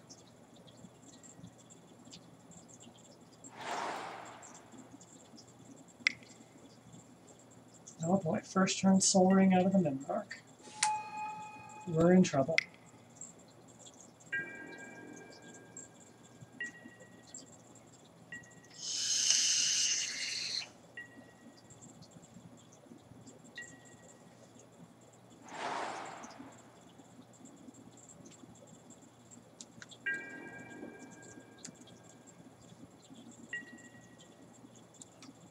No green.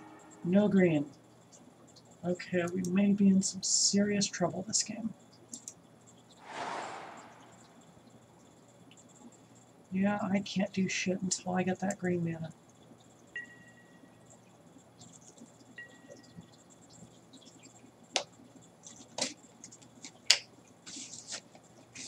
Please forgive the chips on camera. I'm hungry. I love snacking while I play.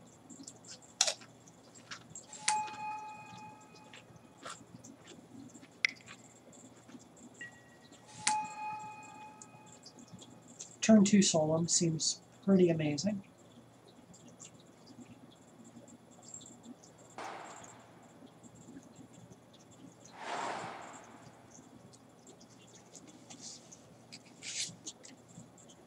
I need to put my full turn skip on a different key. That F6 is hard to see from a distance.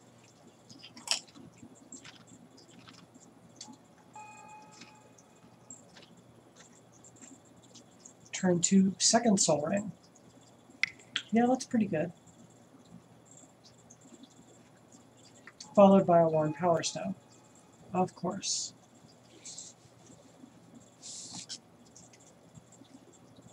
Okay, we're in serious trouble here.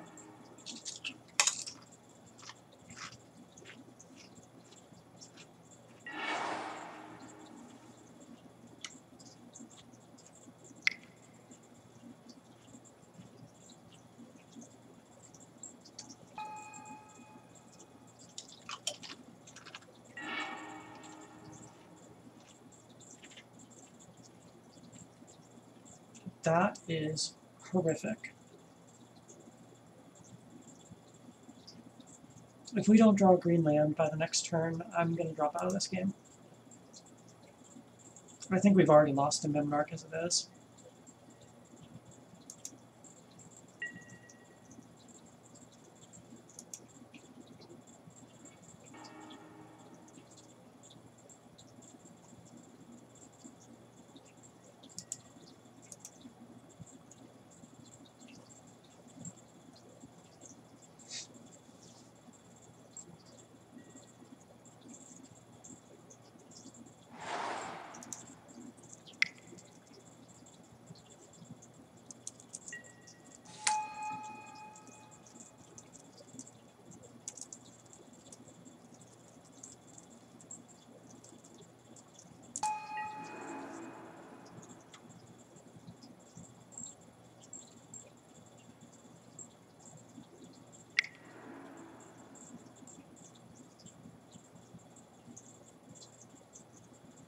Yep, it's all hate on Mimbark time.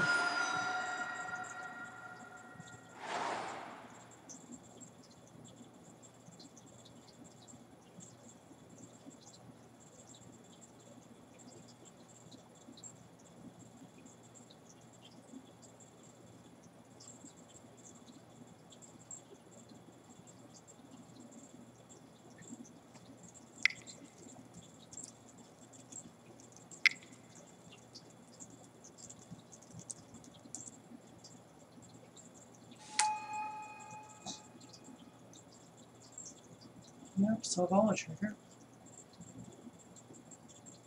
Free card for the Mimbark player. Oh no, they didn't because of Grave Titan. Got a turn 4 Grave Titan. That's gross. We're going to turn 3. Yeah, that's even grosser. Yeah, people are bringing out their big game this round.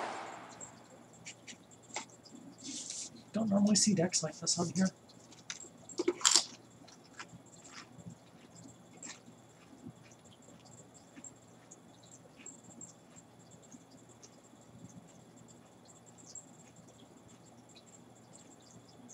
I accidentally go into tournament practice or something?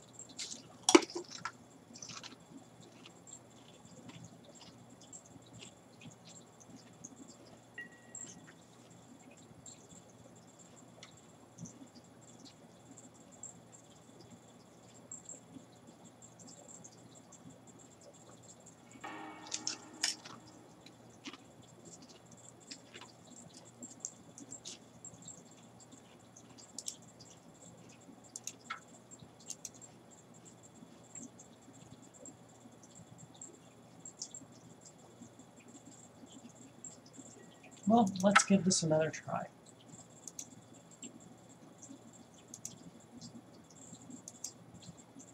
Okay, so Steven, if you want to get in on the game this time, change to just for fun on your thing. We're doing format commander, players, free for all. Buddies and watchers, you want them all turned on. And then match option 1 win, 40 minutes. If you see all that, send me a message. And we'll get you in this game. Are you watching this time? Tuxedo Jack, you should get on. Jackson, you should get on this too. Oh, sorry, Booty Jackson. You need to get in on this too. Are you good now, Steven?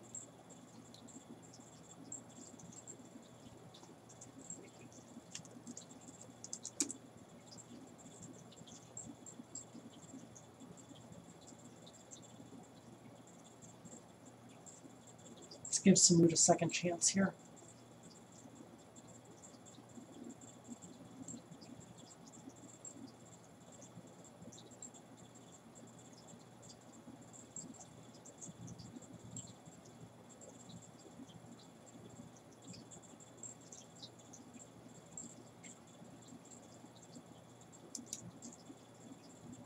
Okay, Tuxedo Jackson is listening. I'm going to start this thing in a second here, but I want to give you guys both some time to get ready. Steven, are you listening? We are waiting for you to confirm that you're going to play a game with us.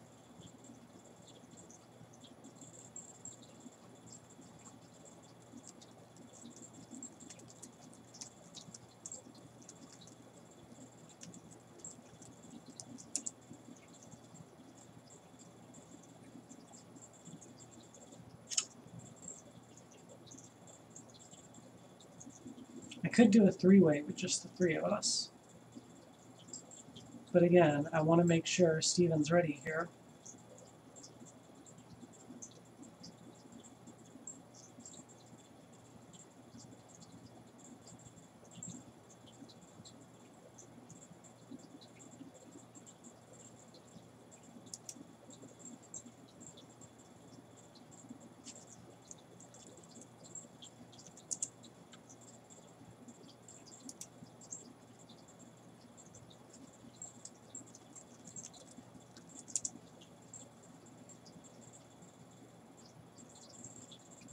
Apparently Steven has left the building. Okay, I'm not waiting on you any longer. Alright, Booty Jackson. Let's get going here. I'm going to host a new match. Here we go. Ready for you. Where's my Booty Jackson? There you are. Seriously, I'm calling you Booty Jackson forever. No, I'm going to take you down as my fucking dragon.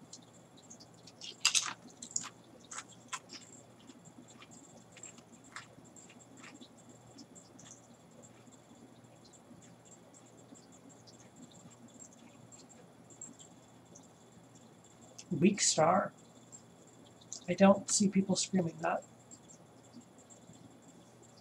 Oh, did we get you in time? Nope, we didn't get you in time.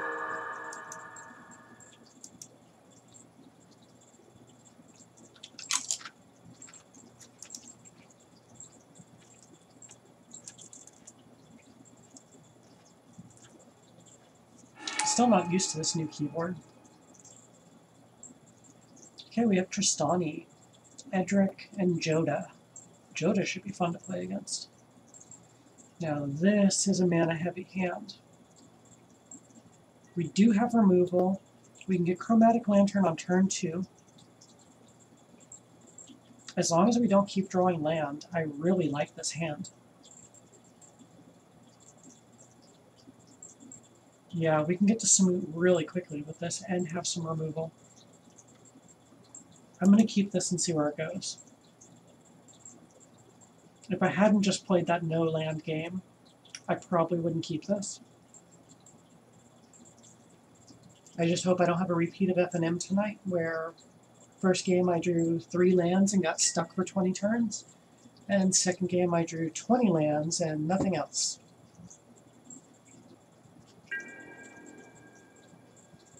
And yet Najila still managed to kill someone with just drawing 20 land.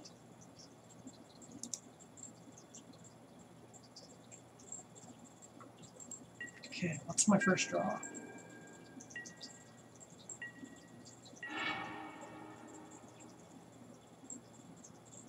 Oh, what the fuck just happened?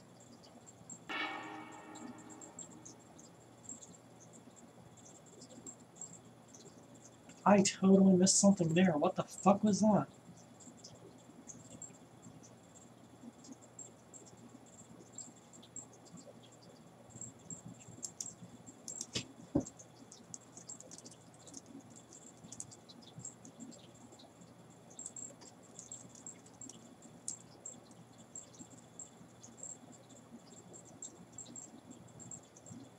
Oh my god, RJ, I'm so sorry for you. He has to sort homelands now.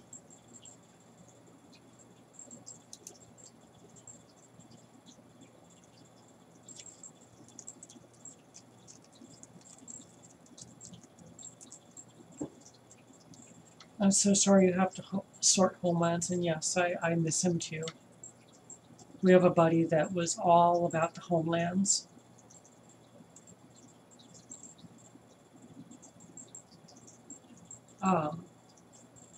So he was all about homelands and all other really bad cards. But he had this like magic ability to make the most horrible cards amazing.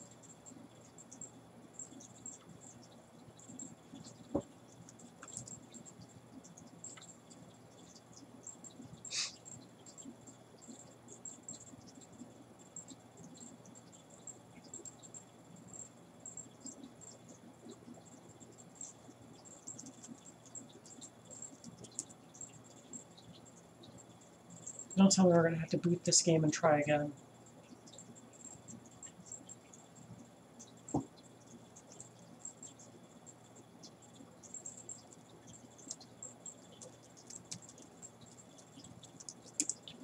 God, this is the fucking Jurassic Park of nights tonight.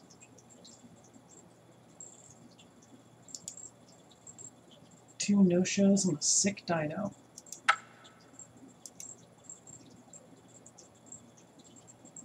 Oops, I did not know that was an option.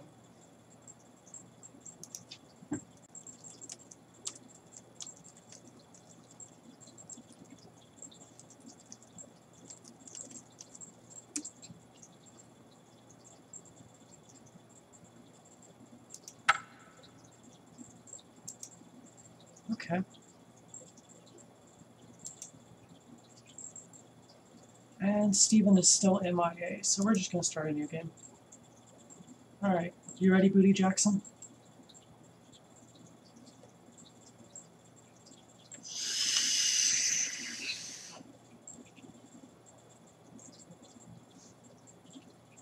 Send me a message to let me know you're ready.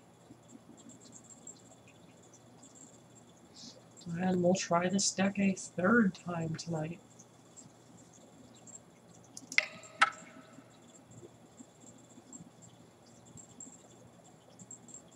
This has to fucking work this time, right? We're actually going to draw the right cards and lands to make the deck play cards. And then we're going to have a game with the cards and everyone's going to enjoy it and the system's not going to fuck up. Can we get that, please? Technology, how does it work?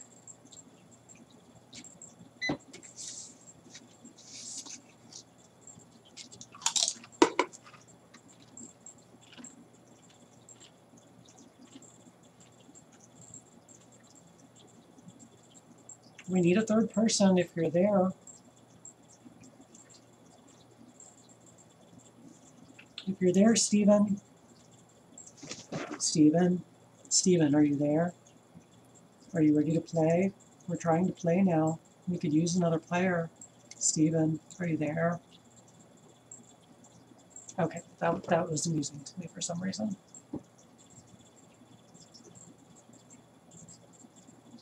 And my Spidey hasn't moved in quite a while.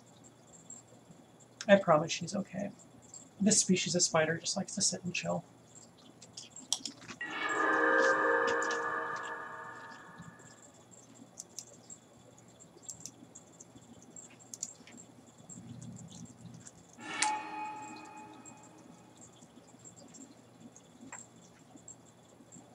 That was 100% not keep.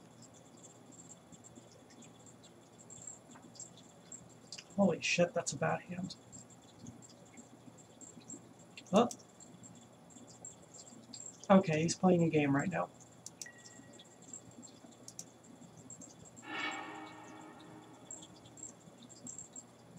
What is up with these hands? You saw what we did with the mana.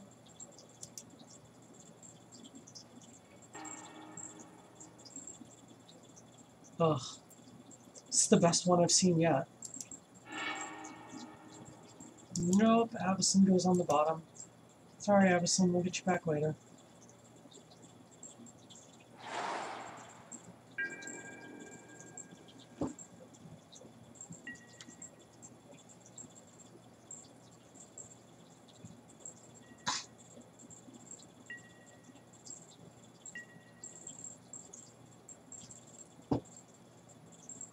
I really need to move that hot link. Can I do that while I'm in here?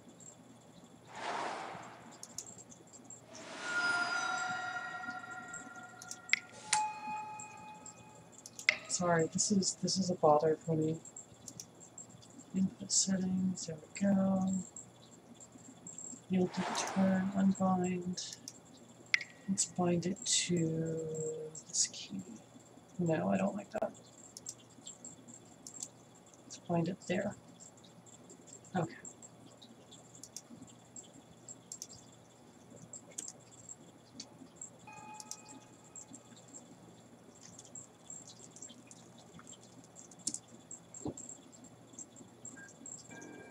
So now I can pass a whole turn by hitting the plus over on the number keys. And my backslash is my pass priority on just one card. Okay, now this hand looks a lot better.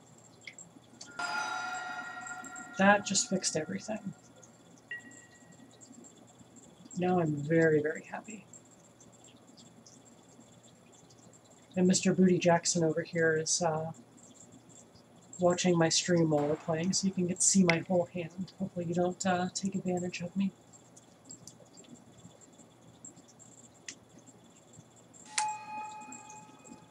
Ooh, two totally different Llanowar elves. I'm sorry, but I love Ansomatics, so that's my favorite one. With the weird-ass ponytail. You gotta respect the pink or purple hair. Mine's normally purple, it's just faded to pink at the moment. Or magenta. I need to die again. Not in the Magic game, I don't want to die here. Or in life.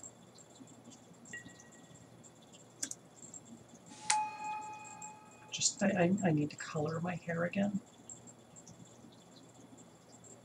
Stupid homonyms. Wow, doing some work with one man.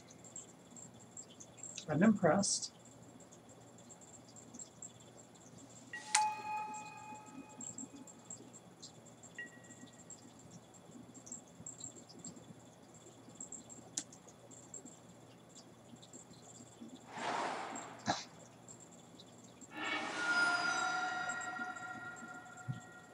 Okay, having that hotkey where I can reach it without having to look at the keyboard is a lot better.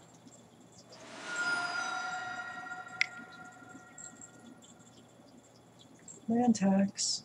Oh, I'm so glad this art is more available on paper finally. It's gorgeous. I think I'm going to keep my Legends one though. Something about original printings. I really like them a lot of the time.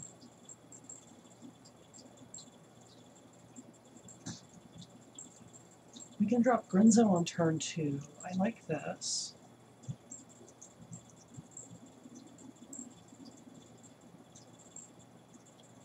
This is going to be nice. Wow, you're taking a long time to top. I hope you don't take that long every time.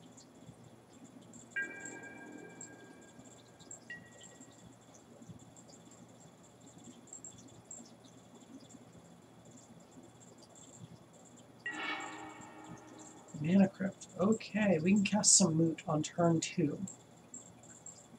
Holy shit, that's good.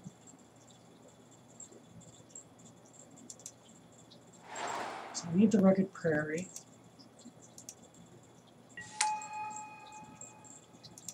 Okay, we want to make a white and a red. So I need to make a white over here to pay for that. Then I'm going to make a green up here. I don't know why I needed the white and the red. I keep forgetting that it's in the text box, not on the actual card.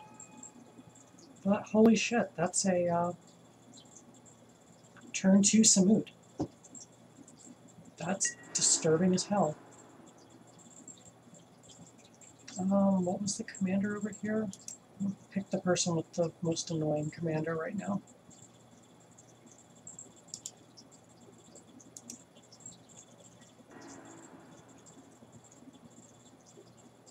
Sorry, gotta hit someone. That's what Samut does.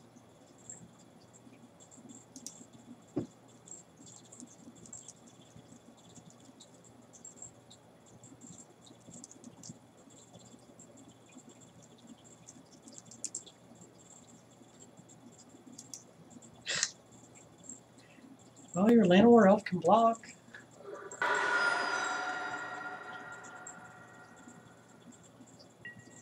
I mean, mana dorks can be chump blockers. Okay, time for someone to Swords to Plowshare Samut. We got 2 white players at the table.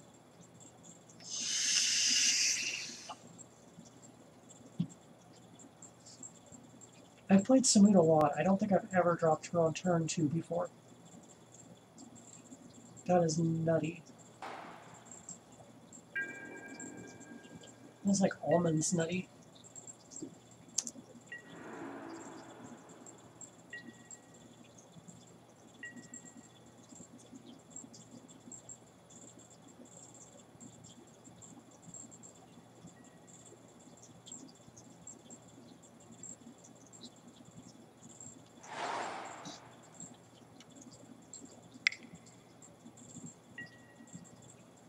Edric. Yay, now I can draw cards. Twice for Samut.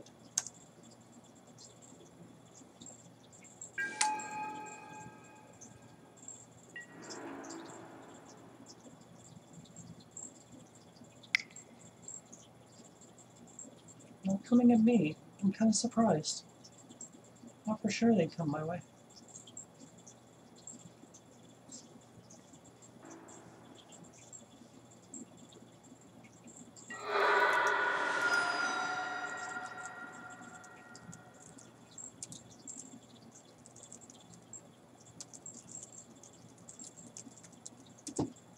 Still not used to this bigger keyboard.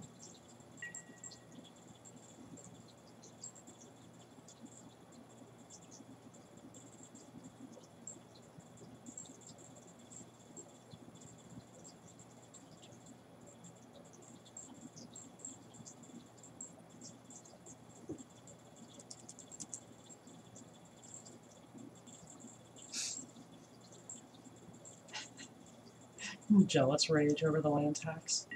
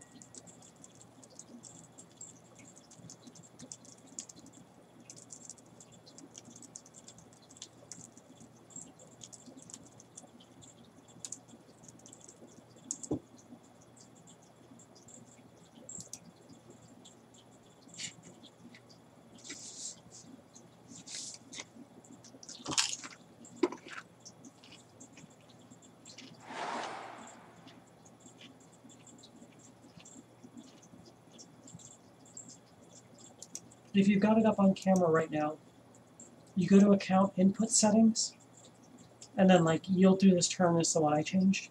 You're going to unbind it from the current key. Then you choose bind and press whatever key you want it to be. And then that's all you got to do to change it. So now I can just hit plus and his turn is all good to go. I'm not doing anything until the turn's over.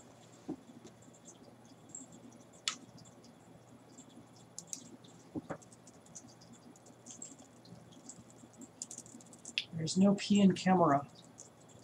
Why did my finger add a P to camera?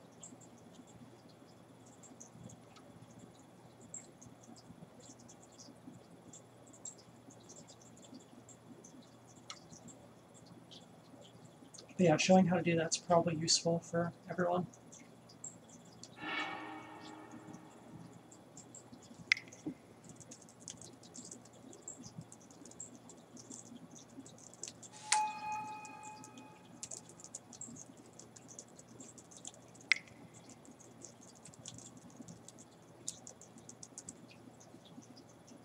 Yeah, there's only two I use. It's the OK to pass priority for a single step, and then the pass priority for a turn, just because of EDH. And I use the giant backslash key over the enter key, and the giant plus key on the side of my number pad. Those two seem to work the best. At least in my experience with my laptop's keyboard layout.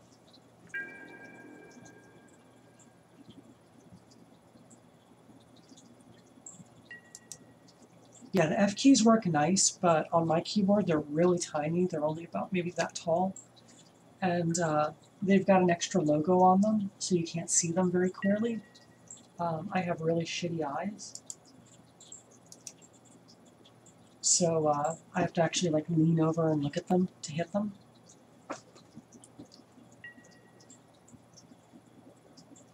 Alright, this thing went all heads one game. Let's see if I can tails it. Yay! In real life, I call tails every time on my Mana Crypt. Okay, we're gonna play some dumb shit again, apparently. Because that draw is just bonkers. Let's see, I've got 3, 4, 5, 6 mana. And I've got a 2-drop and a 4-drop.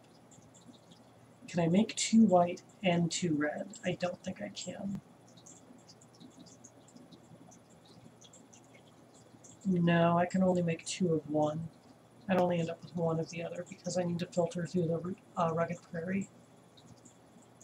So I can cast Grenzo, or I can cast Hero of Bladehold. I think Grenzo is going to get me less hate at the table, so that might be the better option.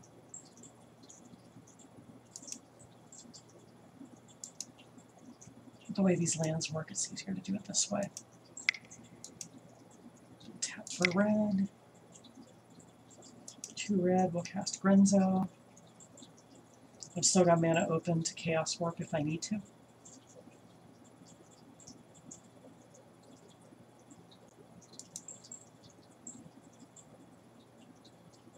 Oh, okay. You've got me muted.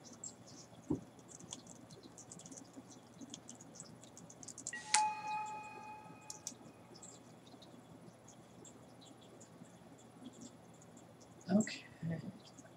At least I knew he's not looking at my hand. Never look at a girl's hand. Okay, we're going to send that one over there. And this one over there. We're going to goad that Llanowar Elf. I'd like to goad Edric. But that is difficult. I don't think Grenzo is going to make it through. Oh, and I can cast cards off their decks this time. Uh-oh. Is this a frog?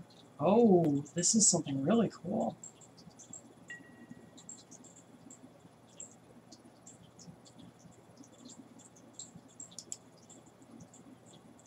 Okay, don't go past this attack phase. I want to do something to that.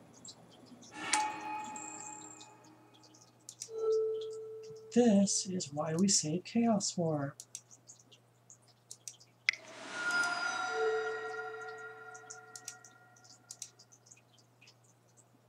Yay!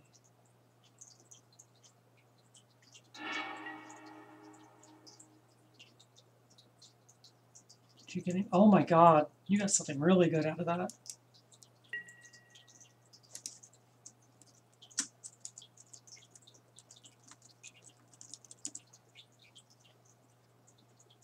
For those that don't see it because it's so little.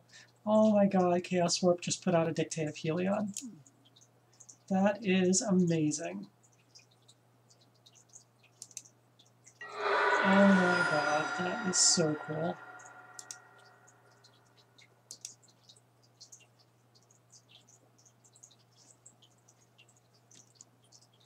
Okay, so I draw a card for Edric. Yes, of course I want to use that.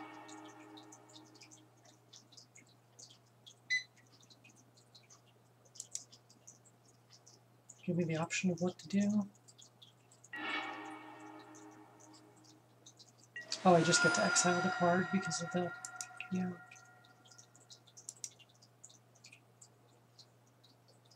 We're gonna goad the Llanowar Elves because we can. Edric, I'm always gonna yield to. Yes. Yes. We're always gonna yield to that. So Llanowar Elves is goaded. Oh, I love goad. And we're going to yield to that. I wonder if I got a soul ring with that. I need to go look. Where are the cards revealed with that? Is this them? Oh, I got 2 swamps. Can't really do anything with those. Can I play a land? Oh no, cycle. Okay. It's like, did I forget that I didn't play a land? So that was a turn.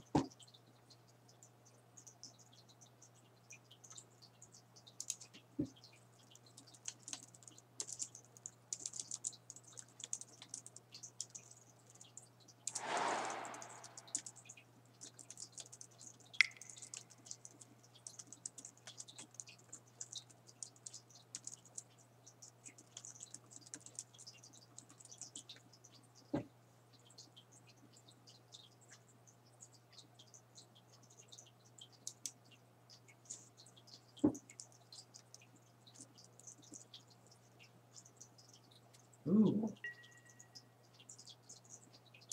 Someone's casting a Fiend Hunter. I wonder what this is going to target. I actually don't know. This could be any number of different things. Samut. Why would you target Samut?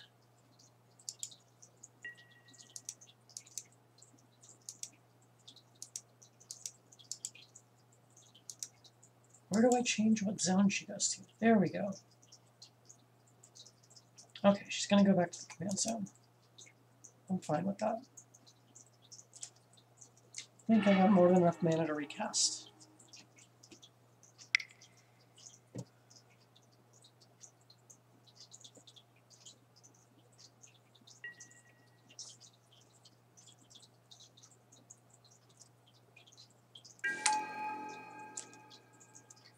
I'm just going to go ahead and pass for the turn. I don't have anything I want to do. Save my timer a little. Pass through this turn too. I want to see if I can get Edric goaded. It's something I'm genuinely interested in. Oh, so I just got the, what is it, the Jace spellbook today. That mystical tutor that comes in it is absolutely gorgeous. My foil was a, oh, you did that during upkeep or end of turn. Okay, I see what's up. Yeah, I got a foil copy of the Planeswalker Jace.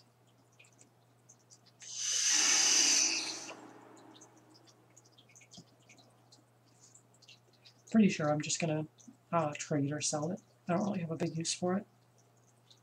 Me now? Yup.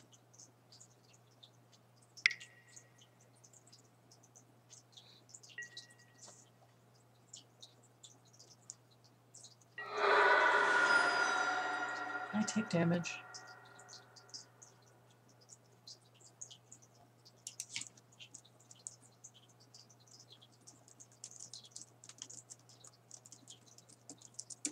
I've done bad things. It's okay for people to attack me. I swear, Samut is terrifying. Oh, random fun fact, I don't know if you noticed, I attacked with Grenzo the turn I played him, and now he's sitting here with Summoning Sickness again, since Samut died. Ooh, old school tropical. Who still uses the old art?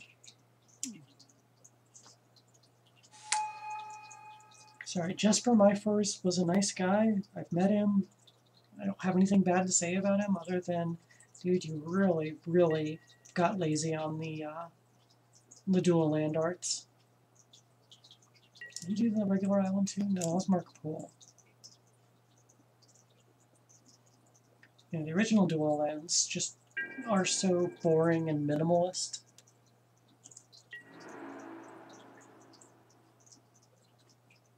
Oh yeah, you have an extra turn. I was like, wait, didn't they just attack?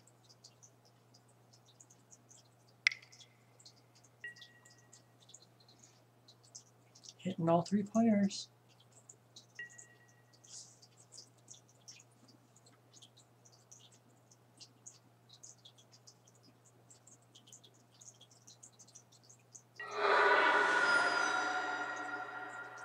Oh, the card draw. Where's your reliquary tower, dude? I don't see that art very often for Breeding Pool. It's so neat looking.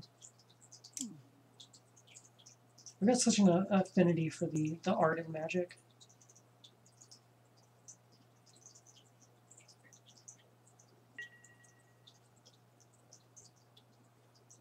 I was really happy to finally get my masterpiece, Mana Confluence. I love this art on it. Just all the different colors swirling together.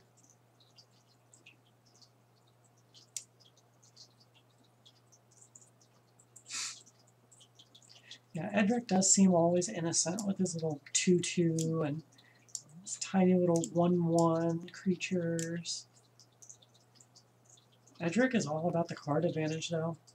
Combining the two best colors in Commander.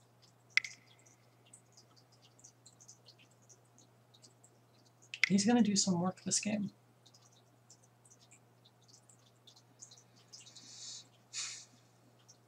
What do we got? More tiny unblockable things.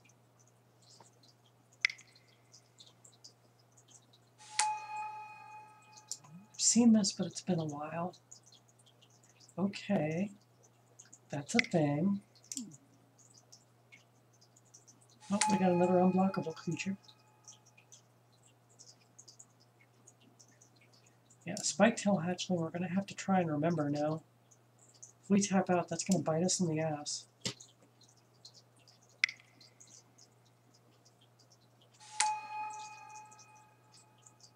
I guarantee someone's going to forget it. This is kind of things that target it. Okay. I know those are counter spells on a stick, I just couldn't remember exactly what they countered. I know they're conditional.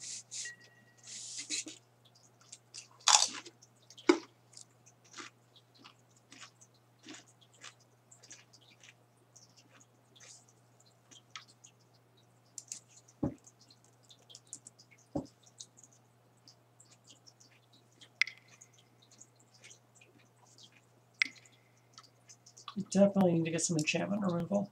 I'm upset that I put that into play. It's too funny, though.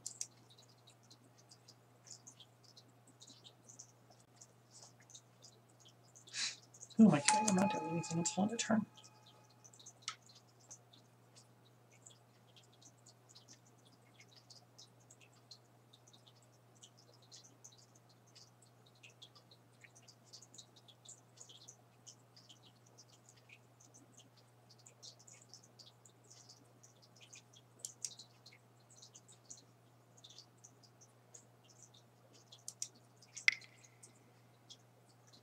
Top. plays with the slow top. It's too quiet in here. So I got dinged really bad for listening to music while I was playing the other night. They demonetized my video on YouTube. So what we're going to do here, since I am also a musician, is I'm going to just grab one of my own albums and put it on shuffle. So at least I've got music, even if it's just my own music.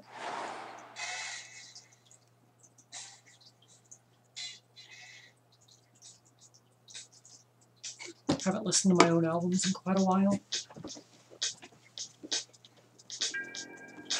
I think since like 4 years after my hand got fucked up and I couldn't play anymore. Fucking old ass songs from my best of album. And I lost.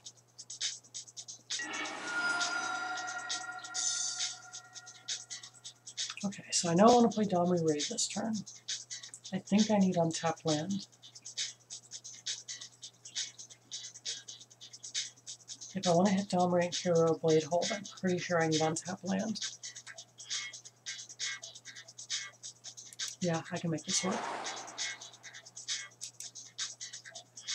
So I need a green, a red, and one, and I get Domri.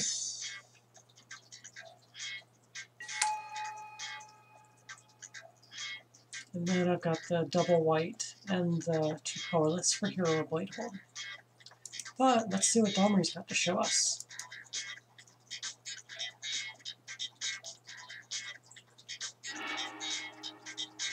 Ancient Tomb. Okay, so it just stays on top.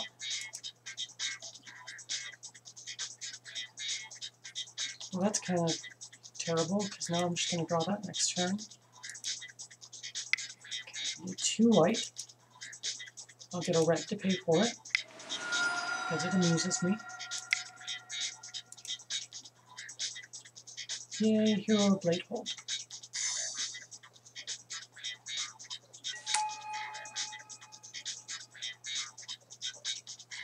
Ooh, we're going to do something fun. Oh, they're not open. I missed the creatures on the back row. Damn it. Glad I saw it before I attacked them. I was so going to go with Edric.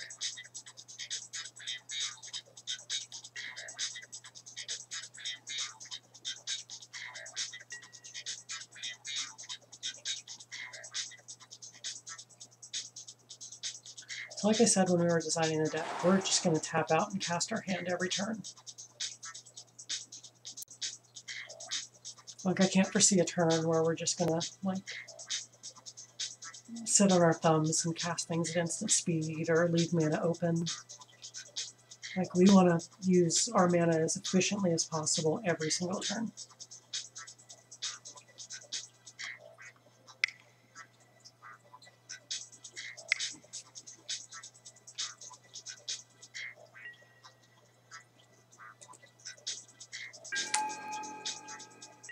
Fuck it, I'm just passing priority for the turn. Okay, something smashing my face? No. Even though you got all those nifty bonuses over there. God. Just to get a little extra damage in, had to give that super anthem. Well, I said when we were designing it, it's either a great card or a terrible card. All the chaos. And this format's really fun for being able to have random shit like that happen.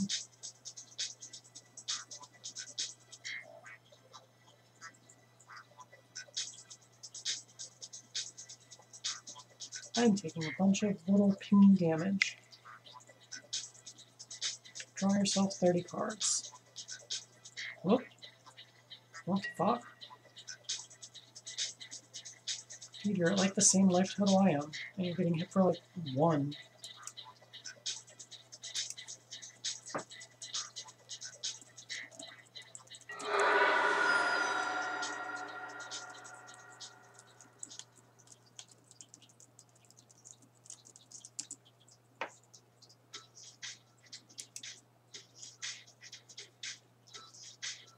like, dude, you're just getting hit for like 1 or 2.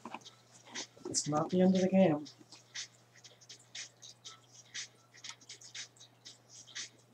Don't just drop because people look like they're picking on you.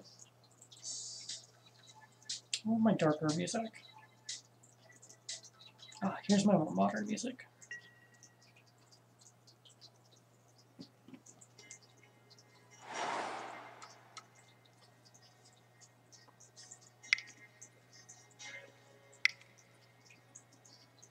Arch enemy.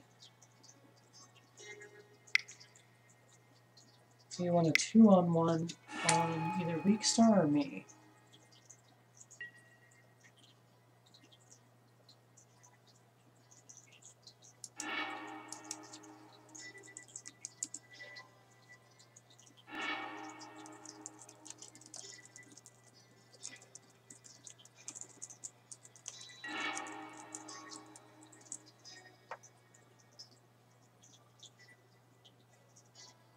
Wait, did you get an extra turn while I wasn't looking?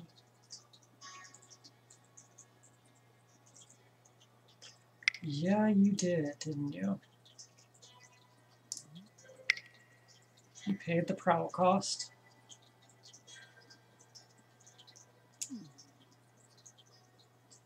All the extra turns.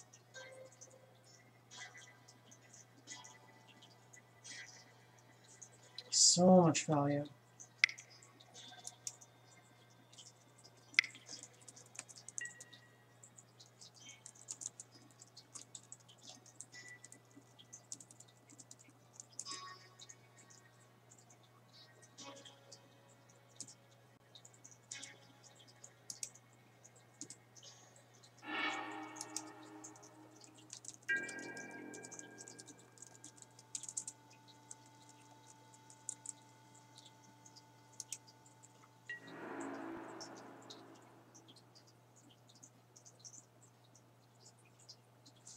So this is going to be them drawing like 10 cards and probably taking another extra turn. I'm probably going to get dinged if I run that song, because that's a cover song. I did a cover of Warm Place by 9 Inch Nails. I've always really, really loved that song.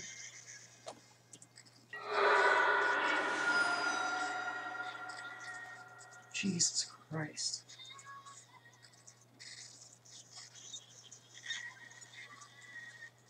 I should have been attacking Weak Star every turn, apparently.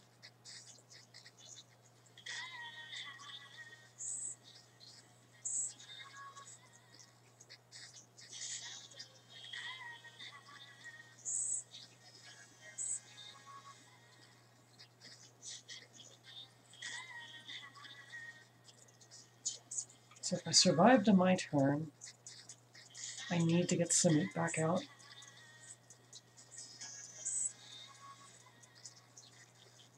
There's no other option available.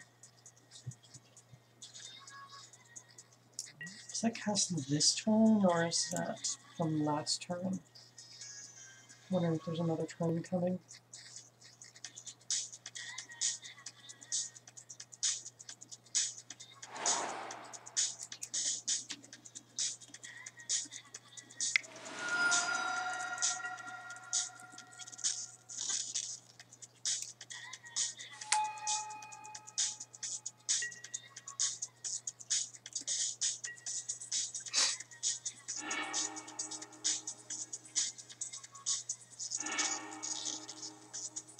Wow, all the fetch lands. What was I just saying the other night? That too many fetch lands.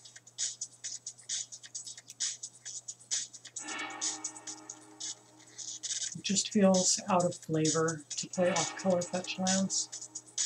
Unless, like, your deck is built around something like Titania.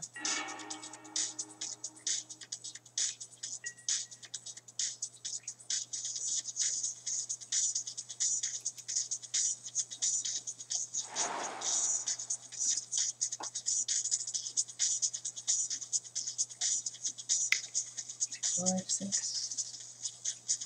7, 8, 9, 10, 11. 11 damage on board for me. Oh god, you're just going to cast another extra turn card.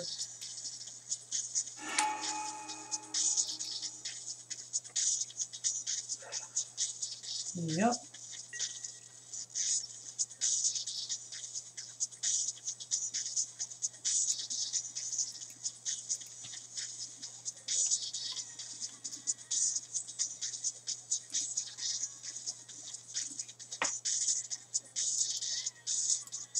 I'm out.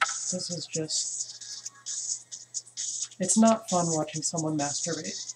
We just talked about this, didn't we? Motherfucker's doing nothing but masturbating over there.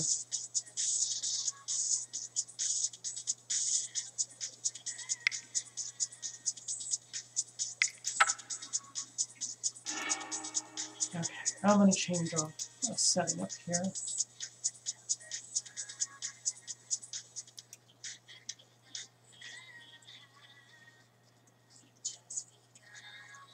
Alrighty. We're going to go back and try one more game with Samut tonight. I want to get a full game where this deck can actually do something. Not a deck where I don't draw lands, not a deck where the thing glitches out, and not a deck where someone, or not a game where someone takes infinite turns, doesn't let people play Magic, and just masturbates.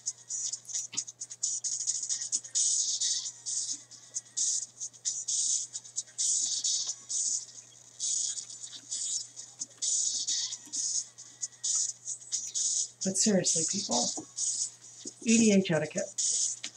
Do not masturbate and make people watch. I can't emphasize that enough. Do not masturbate and make people watch.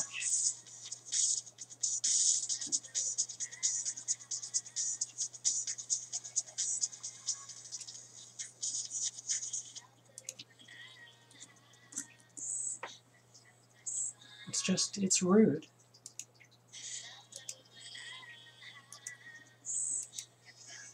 Like, give other people a chance to actually play some Magic. Just don't make people watch you play.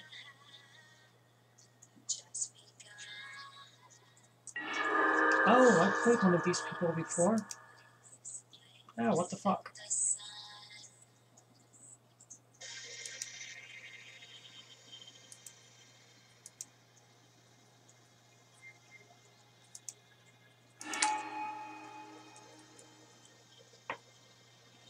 Ooh, Silas and Bruise. I want to see this deck. Kresh and Child of Alara. Zachary I've played before. I know that screen name. Don't remember if it was one of the positive ones or one of the negative ones. Okay, I've got a fetch land. We've got other mana. We've got Nissa. I can keep this hand. We can definitely do something with this. I don't think we're going to do a broken turn 2 Samut. But we'll see where it goes. I agree. Someone help me figure out how to do the Twitch chat. Please, someone help me figure out how to do the Twitch chat. Message me on Twitter at SkySpider. Don't forget, I'm also running a contest right now. My new little spider friend over here, she needs a name. I'm looking for a really cute name. Since I do a lot of showing spiders to kids. And so she needs something friendly, something kid-friendly. I just don't want to name her Rose or Charlotte, because those are cliche as fuck, and I'm not all about that. So whoever can help me come up with a good name for her, you're going to win a free EDH deck tech. She just needs to have a name soon. Like, hit me up. Send it to my Twitter. We've gotten a handful of good suggestions. Nothing I really like, though. So, we gotta keep going. Friendly reminder, I love cartoons. Adventure Time, My Little Pony, Steven Universe. even adult cartoons, South Park, Rick and Morty. If you want to pull content from one of my favorite shows and suggest it, I'm very open to that. Also Magic stuff. We've had people suggest Sabotopic, which is a good name. It's just she's really gentle. That's the only reason why it doesn't really fit. We need white and we need green. So let's go get Savannah.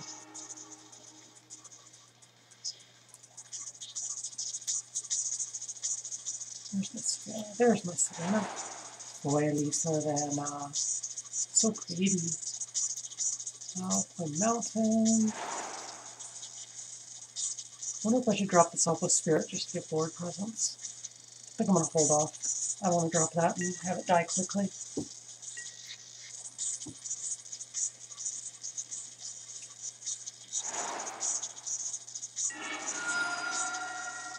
So yeah, my spider needs a name. She's really cute. You guys have seen me pick her up like dozens of times now on camera. When she tries to climb out, I just grab her. So you know she's very, very gentle. She's a red phase, rose hair, so way more red and copper colored than normal. They're a very gentle species, live about 40 years for females. That's 40. She's probably about 15 to 20 years old. Looks to be captive born. I don't see many that nice coming in from wild caught collections. It's an interesting card.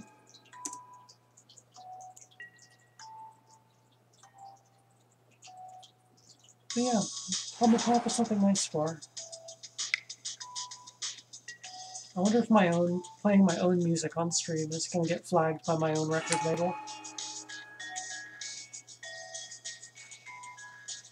Okay, I'm going to play the Wolf Run next. Let's cast Nissa and go get a forest.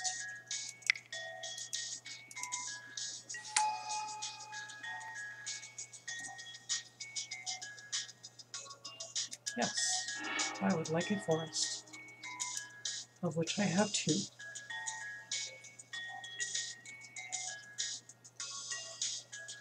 The next turn, now I have 1 of each color except for green. So unless we draw planes, we can't cast Limbala, my favorite creature in Magic.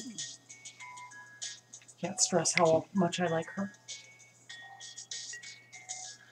Daxos. I like Daxos. Oh, these other arts are so much better. Like, this is the quality of stuff we used to get. These are just so much better than the originals. These cards need to come off the reserve list and be reprinted just so we can give them better art. Instead of like this flat thing of gray with some other gray up above it for the sky, for scrublands. Oh, what's that? It's a little blob of paint. It might be a rock. I don't know if you guys know these original dual lands. Let me show you what used to pass for art in Magic. Scrublands is just one of my favorite examples. Sorry, Scrubland. I'm doing the southern thing where I add an S at the end. This is Scrubland. This is what used to pass for art in Magic. Is that attractive? Like, what even is that? And like when you get a revised copy, it's all like faded out and shit.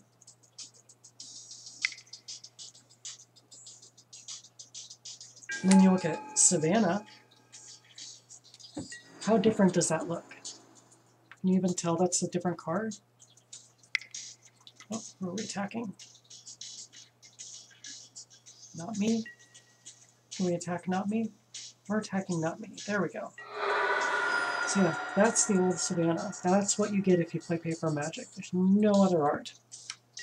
And then you get on here, and since they reprinted it, we get a card that actually looks like the Savannah. And we get it in foil, and it's fucking gorgeous. What the fuck?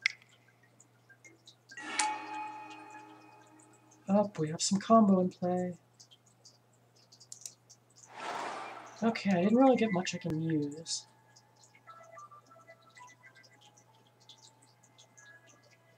I'm just going to drop the Sarah's Ascendant and pass. I don't like attacking with Sarah's Ascendant. It feels kind of dirty. The card's borderline bannable. I do like blocking with it.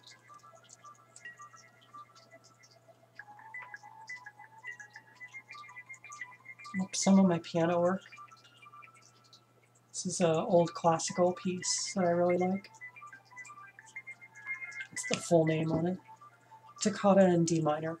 I forget who the composer is off the top of my head.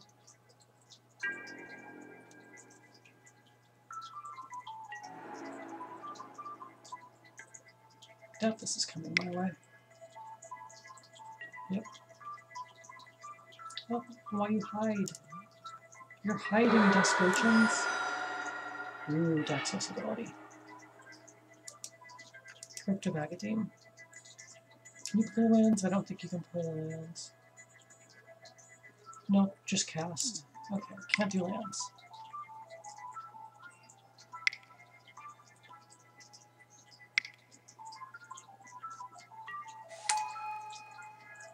Sun Titan. Ugh.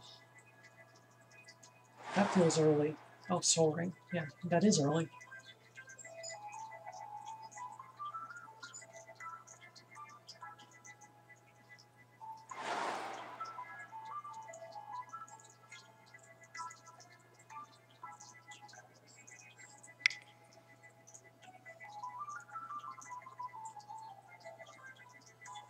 Lots of piano runs in this song.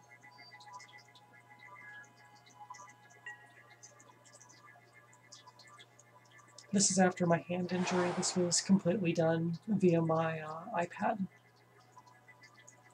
I used a program that let me code all the notes manually in like MIDI piano roll, and then let me tap the screen to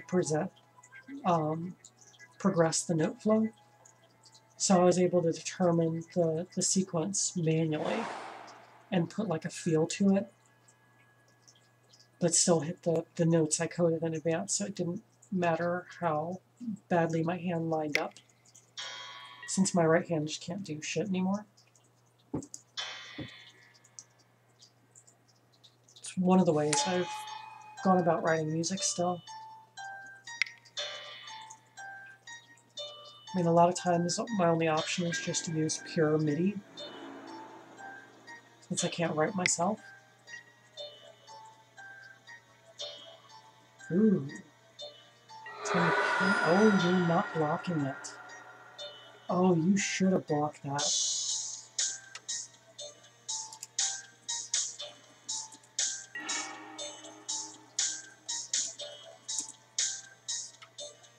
Okay, my turn. Just playing the Core Haven. Still missing my colors. These two colorless lands are really throwing me off. I've got 2 green, or 1 red, or 1 white. Need 2 white for Sigarda, Archangel of Doom, and Wimbala. Only thing I can cast is Samut. So let's cast Samut.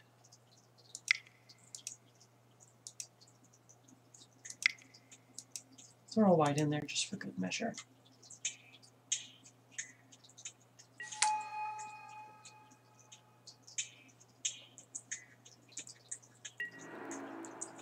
What does Crush do again? Oh, maybe that's why it didn't die.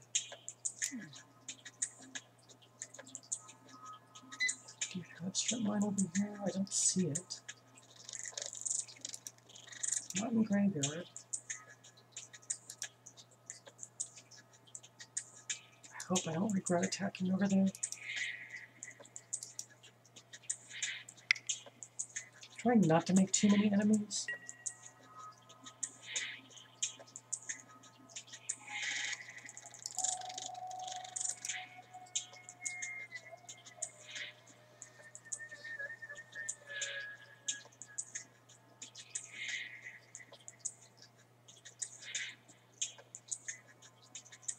Oh, so the point I was getting to was a lot of my music post-wrist injury is a lot more complicated on methods of how I was able to perform the music. It's a lot more digital, though, since that's kind of the only option open to me, which really sucks. I miss playing instruments. I'm just going to pass the whole turn.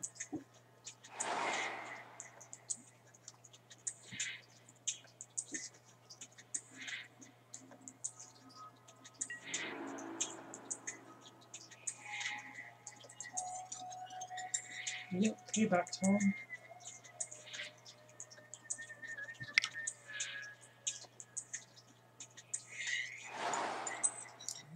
I can't block him. Creatures of power 3 or greater. Okay.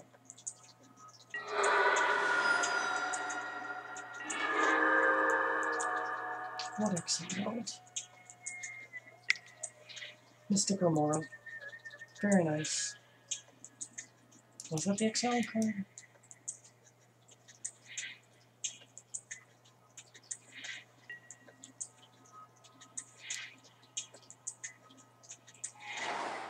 Not even show. That's bad coding. You need to show it. Passing through that turn too. She exiles when I flip her, right?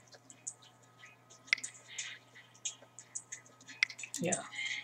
Make sure she's not gonna feed crash.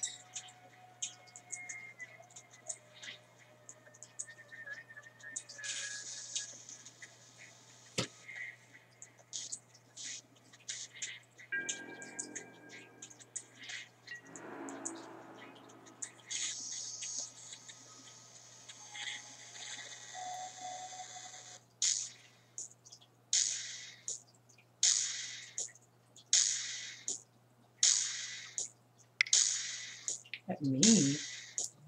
What did I do?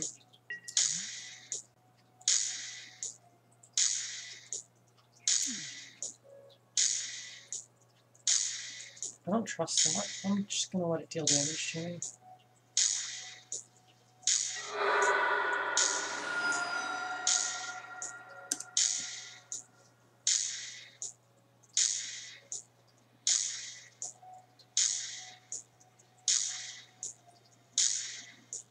Forgot how good my old album Frost was.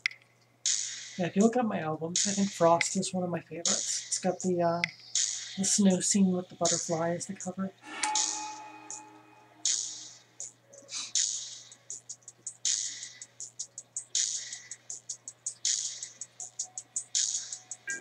I definitely played with a lot of distortion effects on that album, doing things I haven't tried before. Not me, not me. Oh, thank God. Oh yeah, I have a double strike blocker. Of course, she's not attacking me. Oh, it's got double strike. Because of Bruise, of course. I just remember the lifelink, I don't remember the double strike. Holy shit, why are people not blocking this? So if we draw a green, I want a Genesis Wave. If we draw a white, I've got tons of cards that need to be played. If we draw anything else, we can go with the Johnny. Ugh, I need mana.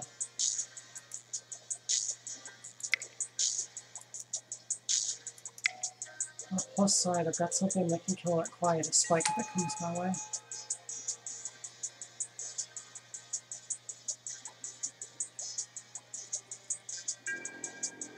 Feels weird leaving mana open.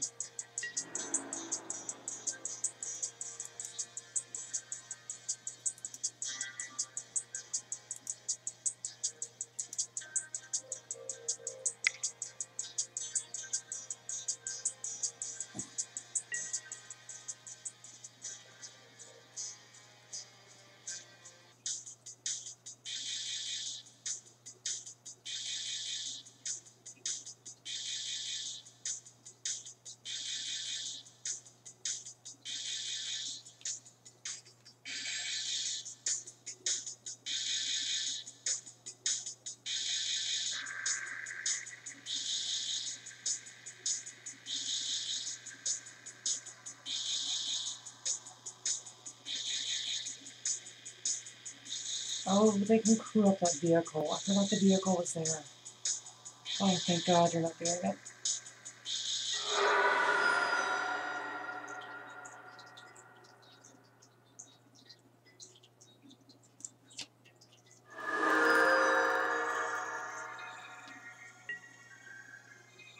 So I think this is the first game where I feel like Samut's doing what she's supposed to be doing, even though I'm not drawing the colors I want to draw.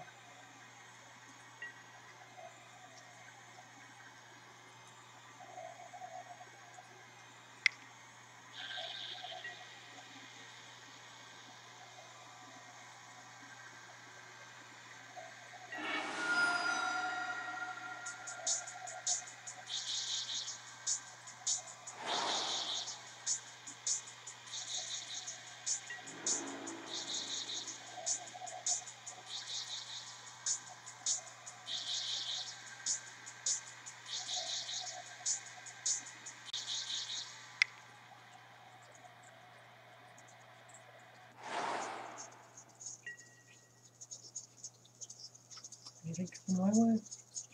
Nope. I am being forgotten about this game. Although Raji is really getting people's attention with that Quietus spike. That is a terrifying card. Most people don't remember the lose half your life part. Like seriously, for those that don't know what this card does, equipped creature gets death touch, and when it damages a player, they lose half their life rounded up. Owie! That thing fucking stings.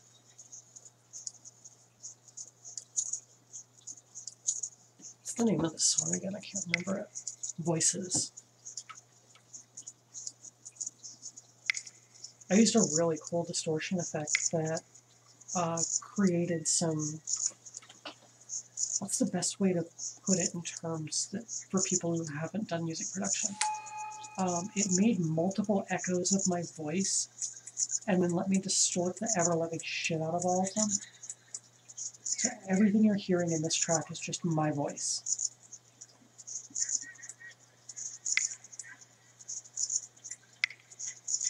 I don't even know if the mic's picking this song up. It's kind of quiet.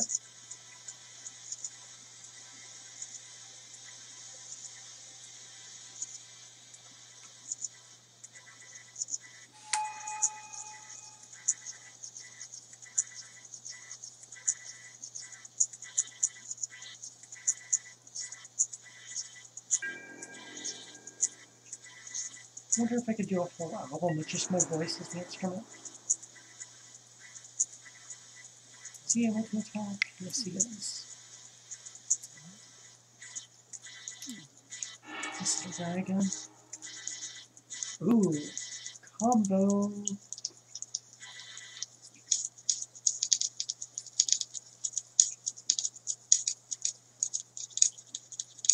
So Crush should get 2 counters from this. Okay, yeah.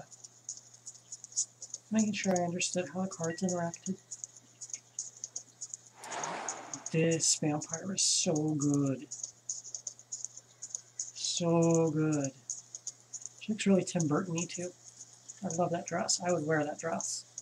I would totally wear that. If anyone wants to buy me a dress like that, I will fucking wear it to a Grand Prix. Like, I will wear that all day at a Grand Prix. That is sexy as fuck, and I'm all about that. I won't wear Crush's stuff. That's not my jam. Some of these gothic vampire outfits, fuck yeah, I will totally do that. Hey, Maxx. What's up, buddy? What? Maxx. Come on up. We're getting a visit. Maxx. Okay, so we're putting double strike on her again. Who are they attacking though? Hey, Maxx. What's up, buddy? Come on over. Be on camera. And fart on me, apparently. Hey, Maxx. It's our old kitty, Maxx.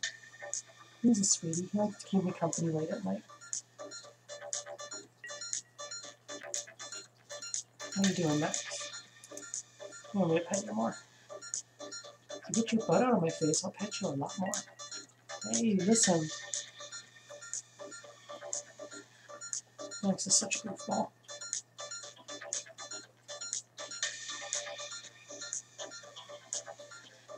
Max. Yay, I've got a lap warmer. How much are you on camera here? Oh yeah, you're on camera. Yeah, you guys have seen Zoidberg a bunch. Max is the other kitty. He's our older boy. He's a shelter rescue. When Rachel went to go look at kitties, he actually reached out of the cage and grabbed her arm with both paws. And when she took him out, he was flopping all over the floor and being like super cute and endearing. He's an absolute sweetie pie.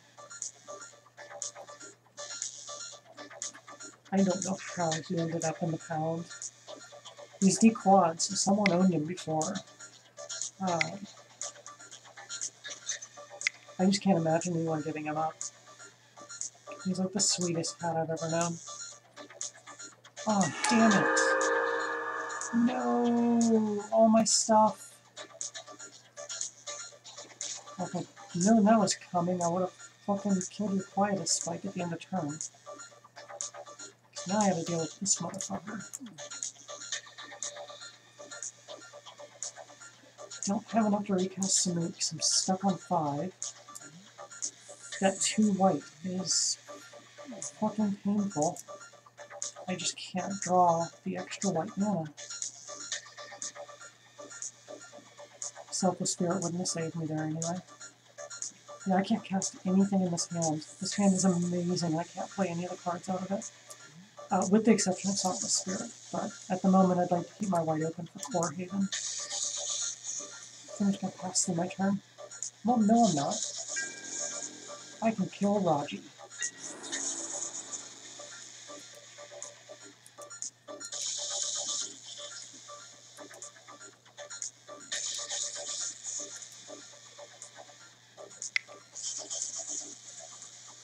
See that, motherfucker? You wanna eat my creatures? I'll finish you off.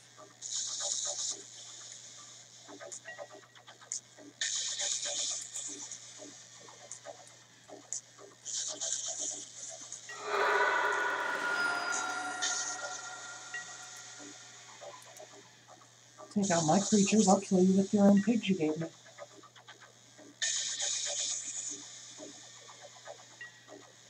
Yeah, right now.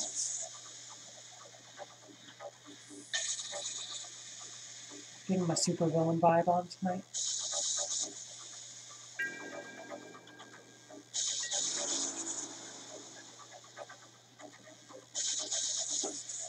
So you come from my stream, you're gonna get kitties and spiders. Well, now I'm getting it. You kill one player. Do I want to keep them off the top part of my deck with Daxos, or do I want to prevent 6 damage? I'm going to prevent 6 damage.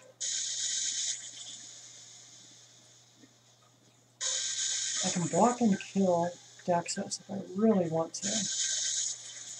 I don't think I want to, because this thing exists. These other 2?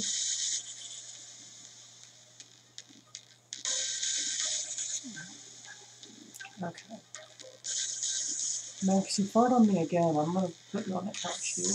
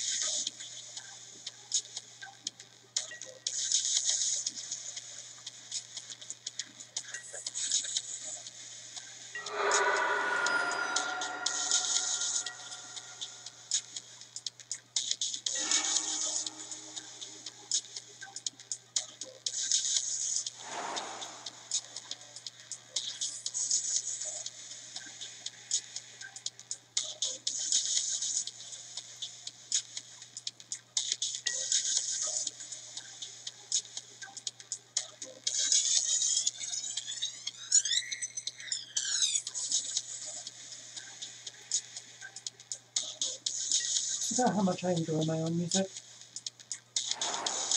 If you guys are enjoying my music too, look on the bottom down there. My band name is The Eternal, and you can pick up my music pretty much anywhere. Spotify, Amazon, iTunes. Yeah, I think it's on over 100 different streaming sites. If you look me up, you'll find me. The album I've had playing is my album called Frost. It was the second album I did after my hand injury. So everything in it is digital. No analog instruments were used that time, since I wasn't physically able to play them anymore. That is a scary pig. Take walking around with a sword.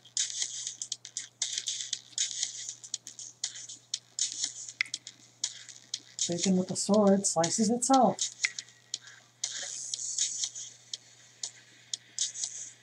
Pork sword. Oh my god, pork sword. I have to show this video to Rachel. That is like one of her favorite euphemisms for penis. I think I have to kill the pork sword. I feel horrible.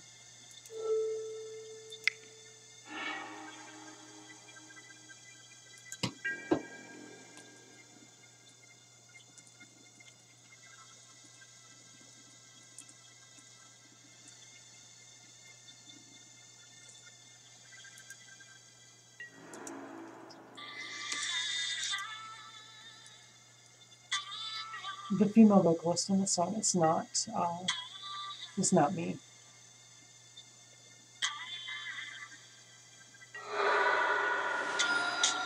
I found some free rare vocals that you could use as a sample, and used them for a couple of my songs.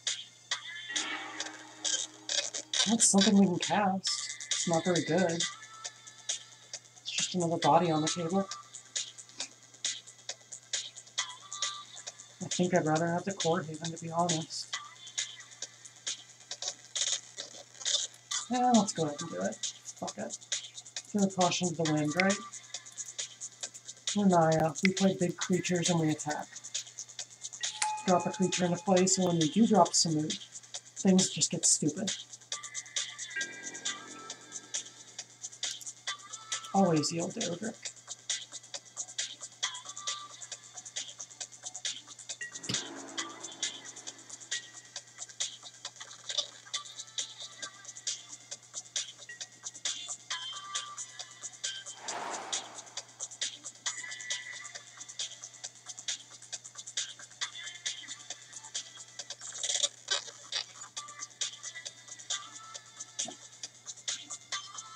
I love those digital distortion skips to mix up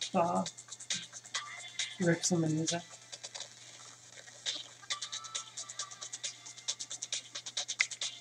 They're a little bit of a signature for me at this point.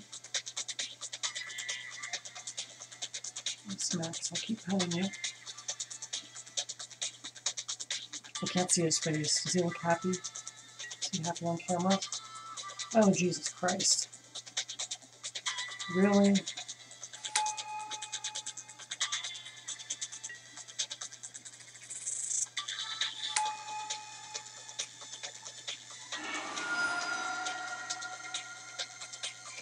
And we get the polluted delta. Keep putting my hotkey in the chat.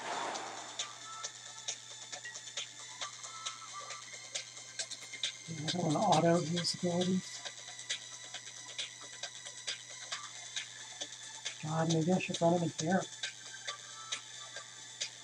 See, we haven't had a straight game with this deck yet, since I'm getting stuck on 5 land here. And stuck off of one of my colors all the way.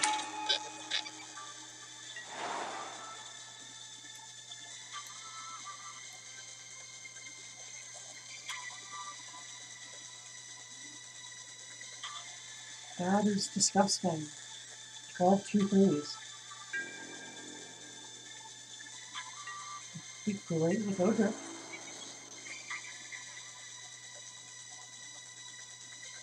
If you attack me, I'm eating it with boars. I'm getting some boar's head.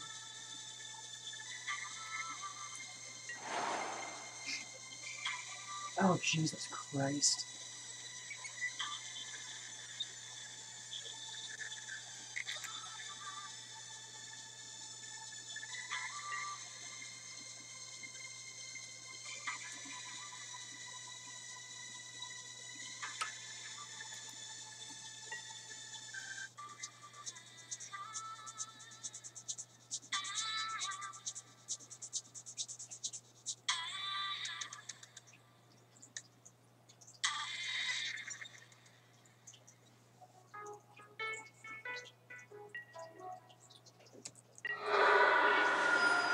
That song has the weird breakdown at the end, so it's mixable by DJs.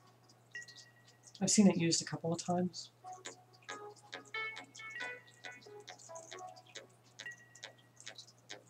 That is a big bacon. Wow.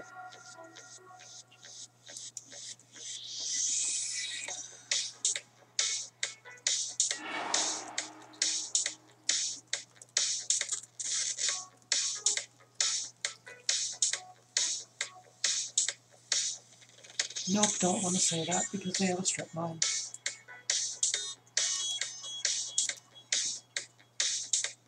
That's something I should not give away to that opponent. Almost said everything in my hand was double mana. But then, yeah, I'm glad I noticed the strip mine before I sent it.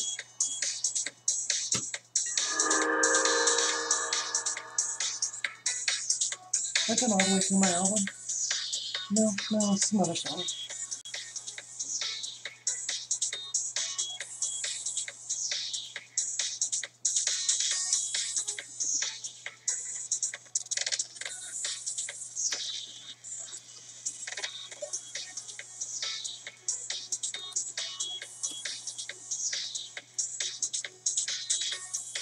Stupid bigger keyboard.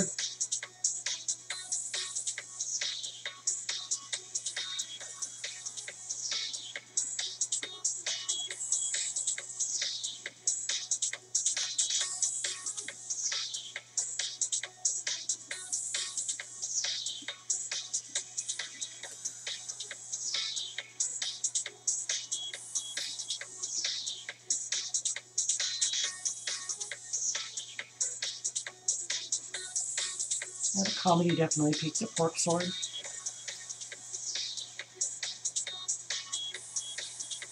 I actually used part of this song as my ringtone for a few years. I really like how this one came out. It's called A New Day.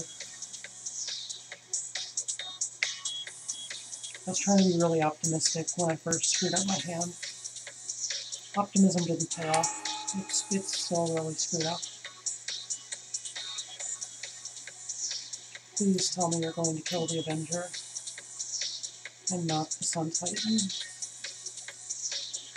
You're killing the Sun Titan. Hope you got a kill spell for the Avenger too.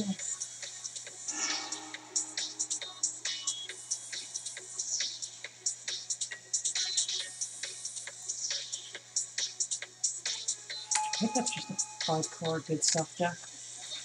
I don't think they ever plan to cast Child of Alara.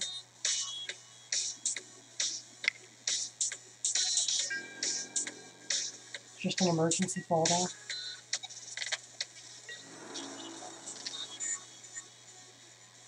I would totally take an Ancient Tomb for my next draw. I got a land in exile? Is that what Dax was correct?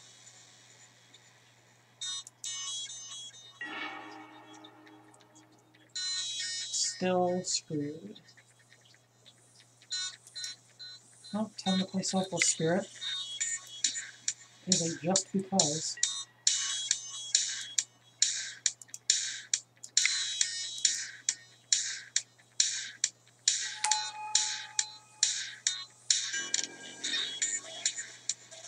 Well, all my Shakedown's flying.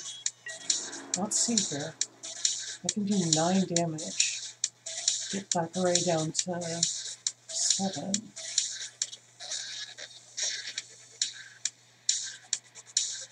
And they can finish them off.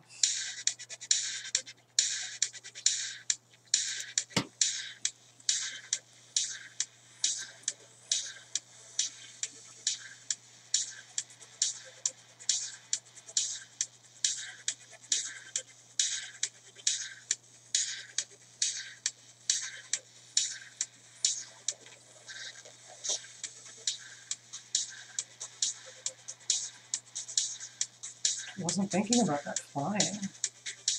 Odric did it again. Always so good.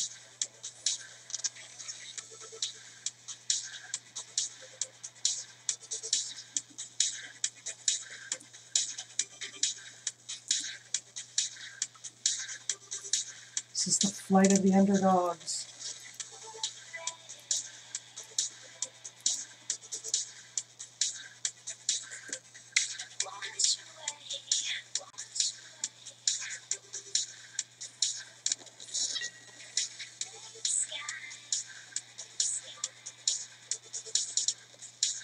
So if Thackeray lets me live, I definitely win on my next turn. If Thackeray lets the other player live, I think they can win as well. So either way, I think I've got them screwed now. And I think I'm the much harder player to kill, which means I might be able to eke out the win kill. See what happens. Or they could just leave us both standing. It's definitely an interesting ending. That's the scary part.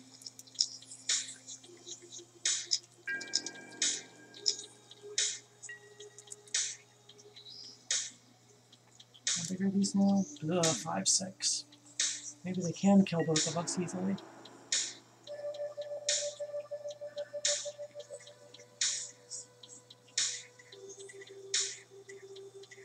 It's all coming my way? Fuck me.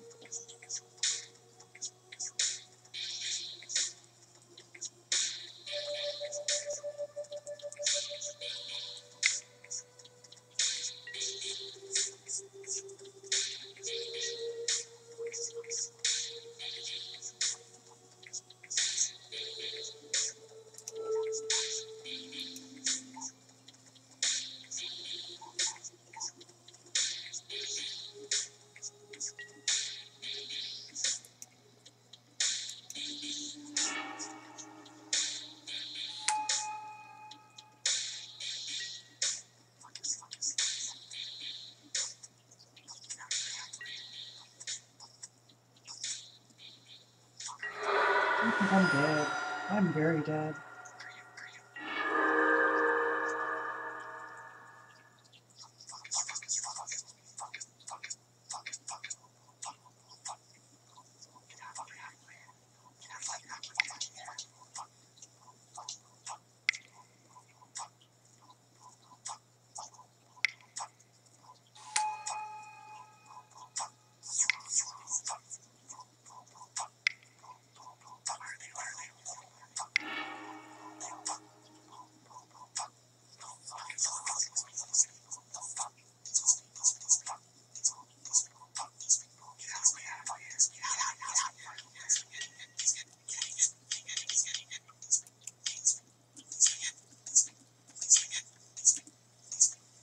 This has been a good game. I definitely want to see how this ends.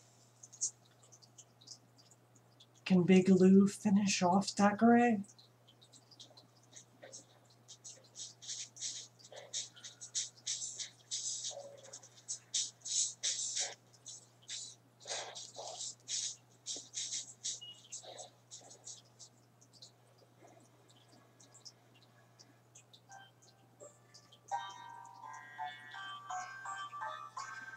More classical.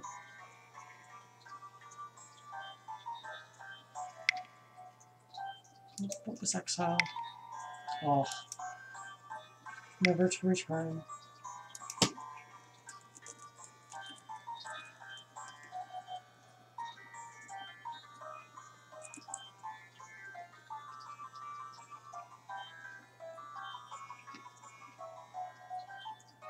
I started playing piano when I was 6 years old. My parents noticed my musical inclinations and bought me a cheap, is it Casio, or might have been a Casio keyboard, I don't remember exactly. But put me in lessons. And I got really, really, really good. Pretty fast just because of my savant skill. But the stuff I grew up learning was like blues and classical were the big two things.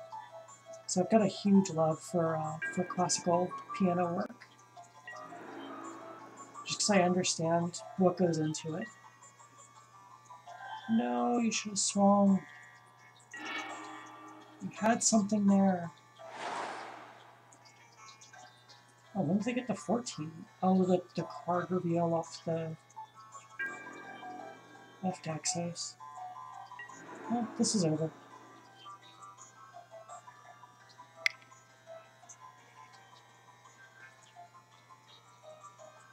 But yeah, harpsichords are a classical instrument I absolutely adore. I just love the way they sound. So I thought I'd reimagine a piano piece done in harpsichord. Okay, so Ventures into Carl wins the game as usual. That was a very good game. So I hope you guys enjoyed watching Samut tonight. See if I can do some other deck tech tomorrow. That was a lot of fun. Just reminders, I still need names for my spider down there. Anything other than Rose and Charlotte are welcome names. Send them to my Twitter at SkySpider. Whoever picks the name I end up liking and choosing for is going to win a free EDH deck tech. And don't forget to follow me on Twitter, SkySpider again. My YouTube is my full name, Jade Skywalker. And you can find my music, which you've been hearing tonight, on just about any service under the name The Eternal.